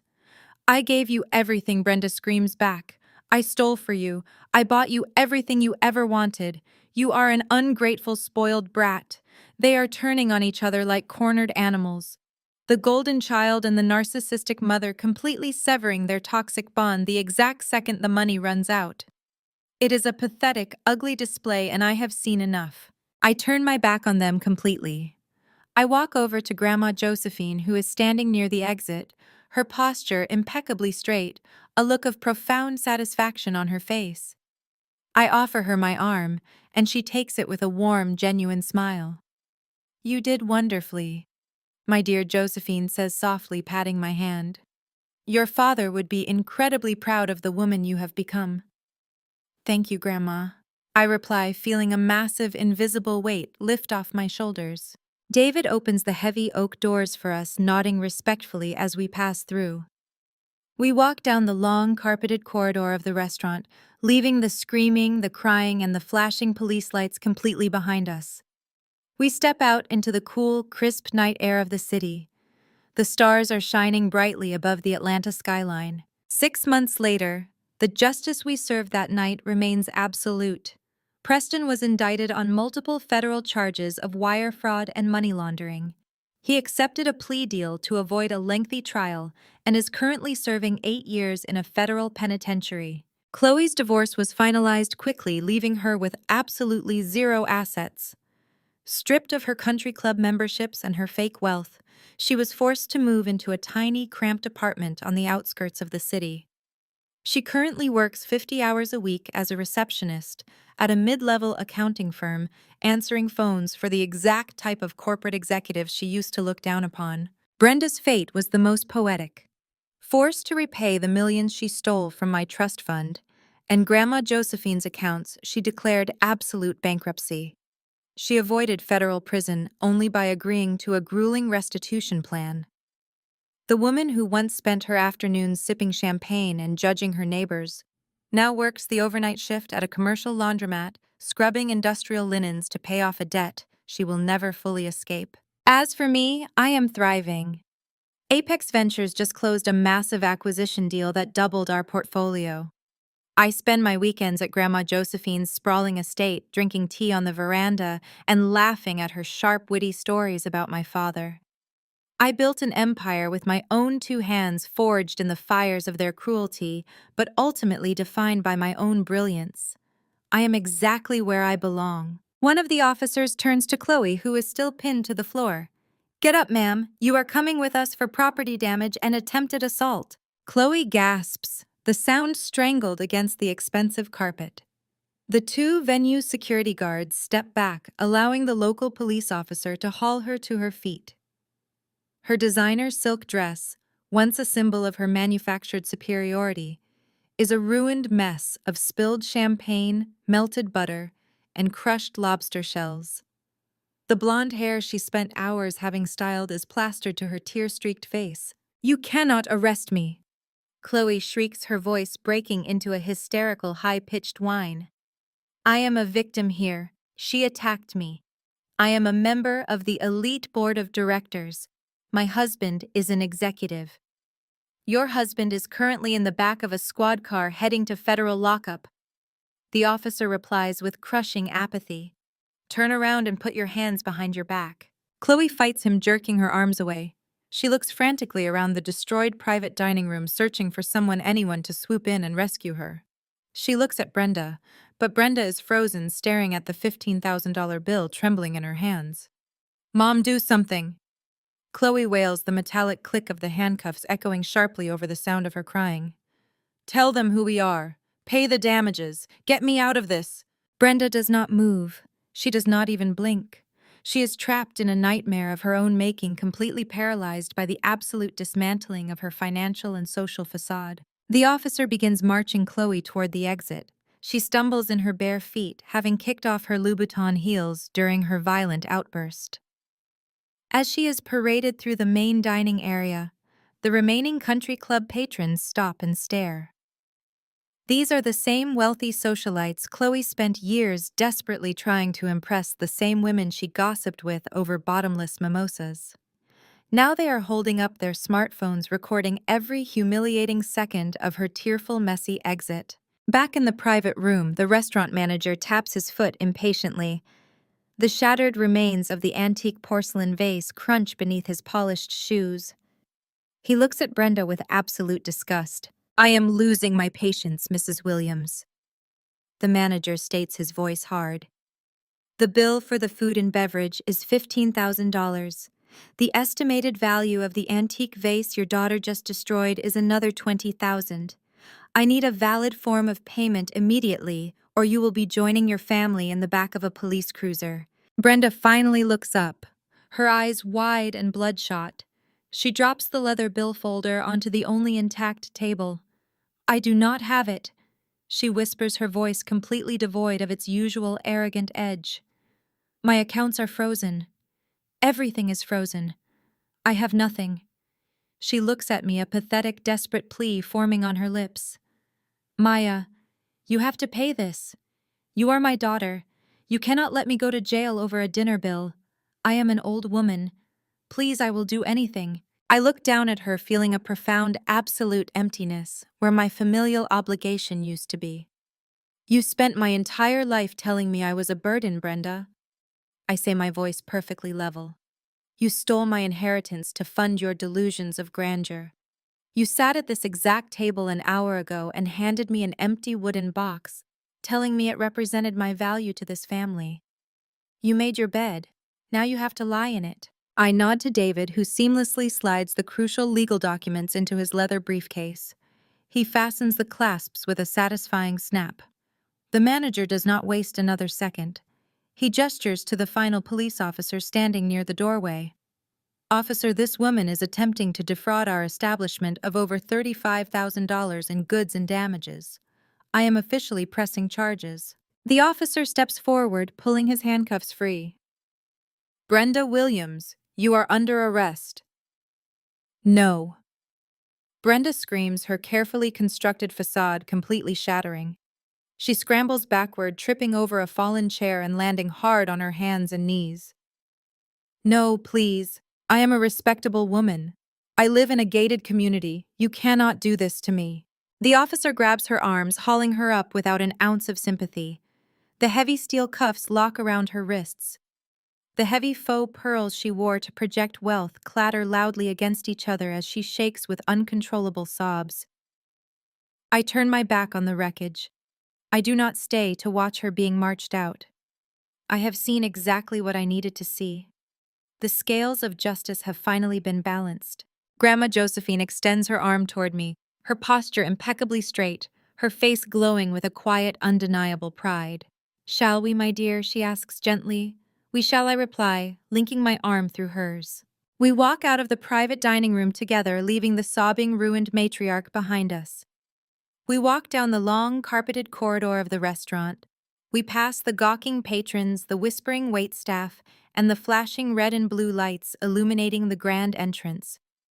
The toxic, manipulative family that tried to bury me is currently sitting in the back of various police vehicles, entirely stripped of their stolen wealth and their unearned arrogance. David pushes the heavy glass doors open for us, and we step out into the cool, crisp night air. The valet brings my car around, a sleek, quiet symbol of the legitimate success I built with my own two hands. As I help Grandma Josephine into the passenger seat, I look up at the clear night sky. For the first time in my entire life, I am not bracing for an attack. I am not waiting for the next insult, the next betrayal, or the next financial disaster. The empire I fought so hard to protect is secure. The stolen trust fund is being recovered. The people who tried to destroy me have completely destroyed themselves. I slide into the driver's seat, start the engine, and drive away from the wreckage, heading toward a future that belongs entirely to me. I drop the empty box onto the floor in front of her knees. "I am not leaving you with nothing, Brenda. I am leaving you with your family legacy. Enjoy the empty box. The cheap wood clatters against the hardwood floor, the sound echoing sharply through the ruined dining room. Brenda stares down at it, her hands hovering over the scuffed surface as if trying to comprehend the sheer magnitude of her defeat. The illusion of her grand aristocratic life has been reduced to a literal empty shell. She does not scream this time. She just collapses inward, her shoulders shaking with silent, ragged sobs. I do not look back. I guide Grandma Josephine through the wide double doors of the private suite, leaving the wreckage behind. We step into the main dining area of the country club. The hushed whispers of the elite patrons follow us. These are the same wealthy socialites Brenda and Chloe spent decades trying to impress. Now they are watching the mighty Williams family being dismantled piece by piece. A few of the women who used to look down their noses at me actually avert their eyes, suddenly realizing the shift in power. David walks a few paces behind us. His briefcase secured, his phone already out as he coordinates with his legal team to ensure every single freeze and injunction remains airtight. The cool night air hits my face as we step out of the heavy glass doors of the club. The valet who had witnessed my family being paraded out in handcuffs moments earlier immediately rushes to bring my car around. He looks at me with wide eyes, quickly opening the door to my custom black sedan. I help Grandma Josephine into the passenger seat before sliding behind the steering wheel. As I start the engine, the purr of the motor feels like the first true breath of freedom I have ever taken. I pull out of the circular driveway, leaving the flashing red and blue lights of the police cruisers fading in my rearview mirror. We drive in comfortable silence for a long time. The streetlights of the city cast a warm glow inside the car. Grandma Josephine reaches over and gently rests her hand over mine. "You handled yourself with absolute perfection, Maya," she says, her voice filled with a profound, quiet pride. "You did not let their poison infect you. You stood your ground and let their own greed destroy them." "I could not have done it without you, Grandma," I reply, keeping my eyes on the road. For the first time in my life, I actually felt like I had a family in my corner. "You will always have me," she promises firmly. "And you have yourself. That is the most powerful asset you could ever possess." By the time we reach my penthouse overlooking the city skyline, David sends me a brief, satisfying update. Brenda and Marcus are currently being processed at the county jail. Preston was transferred directly to a federal holding facility due to the severity of the wire fraud and money laundering charges. Chloe, stripped of her designer heels and her fabricated dignity, is sitting in a holding cell facing vandalism and assault charges. Bail has been denied for Preston, and Brenda lacks the funds to even secure a public defender without court assistance. The trap we set has clamped completely shut. The fallout over the next 6 months is swift, brutal, and entirely public. The local news media has an absolute field day with the collapse of the prominent Williams family. Preston's arrogant facade crumbles the second he faces a federal judge. Desperate to reduce his sentence, he turns on his business partners, handing over decades of corrupt financial records. Despite his cooperation, the sheer scale of his fraud lands him a 10-year sentence in a federal penitentiary. His luxury vehicles, his properties, and his massive investment portfolios are all seized by the government to pay back his victims. Chloe is left with absolutely nothing. Preston's assets are frozen and liquidated, leaving her completely destitute. She tries to file for a rapid divorce, hoping to salvage some shred of her social standing, but the damage is permanent. Her country club friends block her number. The high society circles she worshipped completely ice her out. Forced to face reality, Chloe moves into a cramped, dilapidated apartment on the wrong side of town.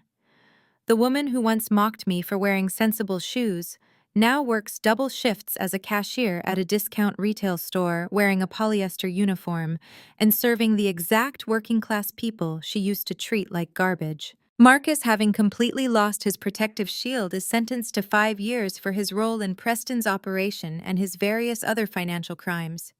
He cries openly in the courtroom, looking around for a mother who is no longer there to bail him out. Brenda's fate is the ultimate poetic justice.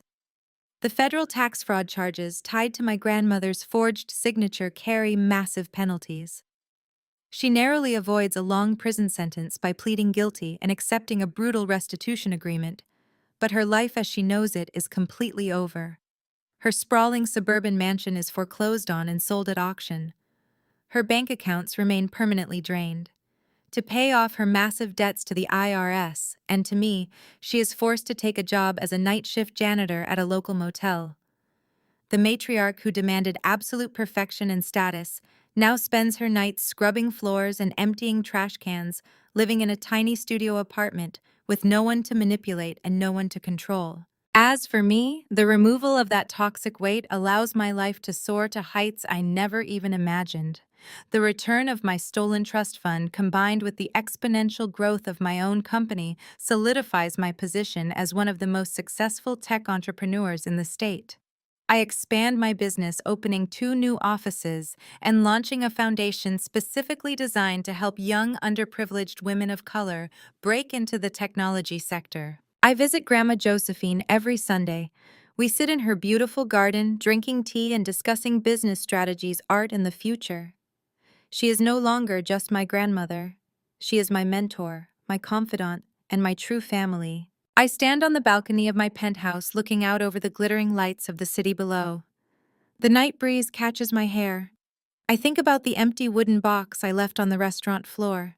Brenda gave it to me to symbolize how little I mattered, to prove that I was unworthy of love, respect, or inheritance. She wanted me to believe I was nothing. Instead, that empty box became the exact measure of her own life. She traded her soul, her children, and her morality for an illusion of wealth that vanished into thin air. I take a deep breath of the crisp night air, feeling completely grounded and entirely at peace. I did not just survive their cruelty. I used it as the foundation to build an untouchable empire. I broke the cycle, reclaimed my worth, and secured my future. The shadows of my past are permanently erased, replaced by the brilliant, undeniable light of a life I built entirely on my own terms. The Maybach glides off into the night, leaving the ruins of a toxic family behind forever. The rhythmic hum of the engine and the soft glow of the passing streetlights create a cocoon of absolute tranquility inside the cabin. I lean my head against the cool leather headrest, watching the Atlanta skyline shift and change through the glass. For the first time in my entire existence, I am not anticipating a verbal strike. I am not guarding my achievements. I am simply breathing. Grandma Josephine stirs next to me, her eyes fluttering open as we pull into the private underground parking garage of my penthouse building. She looks at me, her sharp gaze softening with a profound sense of pride. "You have a long day tomorrow, Maya," she murmurs, smoothing the lapel of her coat. "Empires do not build themselves." She is entirely correct.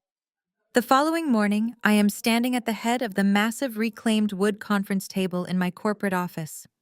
The floor-to-ceiling windows offer a panoramic view of the city, but my focus is strictly on the sprawling architectural blueprints spread out before me. David walks in carrying 2 cups of artisan coffee and a thick manila folder. He drops the folder onto the table with a highly satisfying thud. "The Cascade Heights acquisition is completely finalized," David announces, handing me a coffee. "The City Council approved your zoning requests unanimously first thing this morning. The demolition of the abandoned warehouses begins next Tuesday." I trace my finger over the blueprint lines. Cascade Heights is a neighborhood Brenda used to actively mock. Whenever we drove past it during my childhood, she would dramatically lock the car doors and make vile colorist comments about the people who lived there. She called it a wasteland. Now I own it. And I am using the exact trust fund money she tried to steal from me to transform it into a massive state-of-the-art technology incubator and community center for underprivileged youth of color.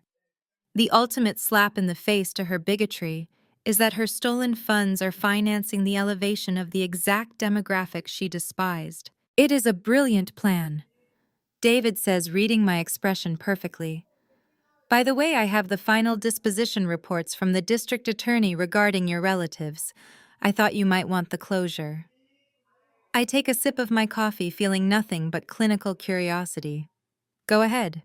David opens the folder, rattling off the consequences of their spectacular downfall with brutal efficiency. "Preston took a plea deal late last night. He tried to throw his partners under the bus to save himself, but the federal prosecutors already had a mountain of evidence. He is looking at a mandatory minimum of 10 years in federal prison for wire fraud, embezzlement, and money laundering. All of his assets have been seized. And my sister, I ask, my voice completely flat. Chloe was released on bail early this morning, David replies, flipping a page. But her reality has drastically changed. The bank foreclosed on her estate at dawn. Her luxury vehicles were towed away before she even made it home from the precinct. Since all of Preston's accounts are frozen, she is legally destitute. She had to move all her remaining personal belongings into a cheap storage unit and check into a budget motel. She is also facing court-mandated anger management and 200 hours of community service for the assault and property damage at the country club. I nod slowly.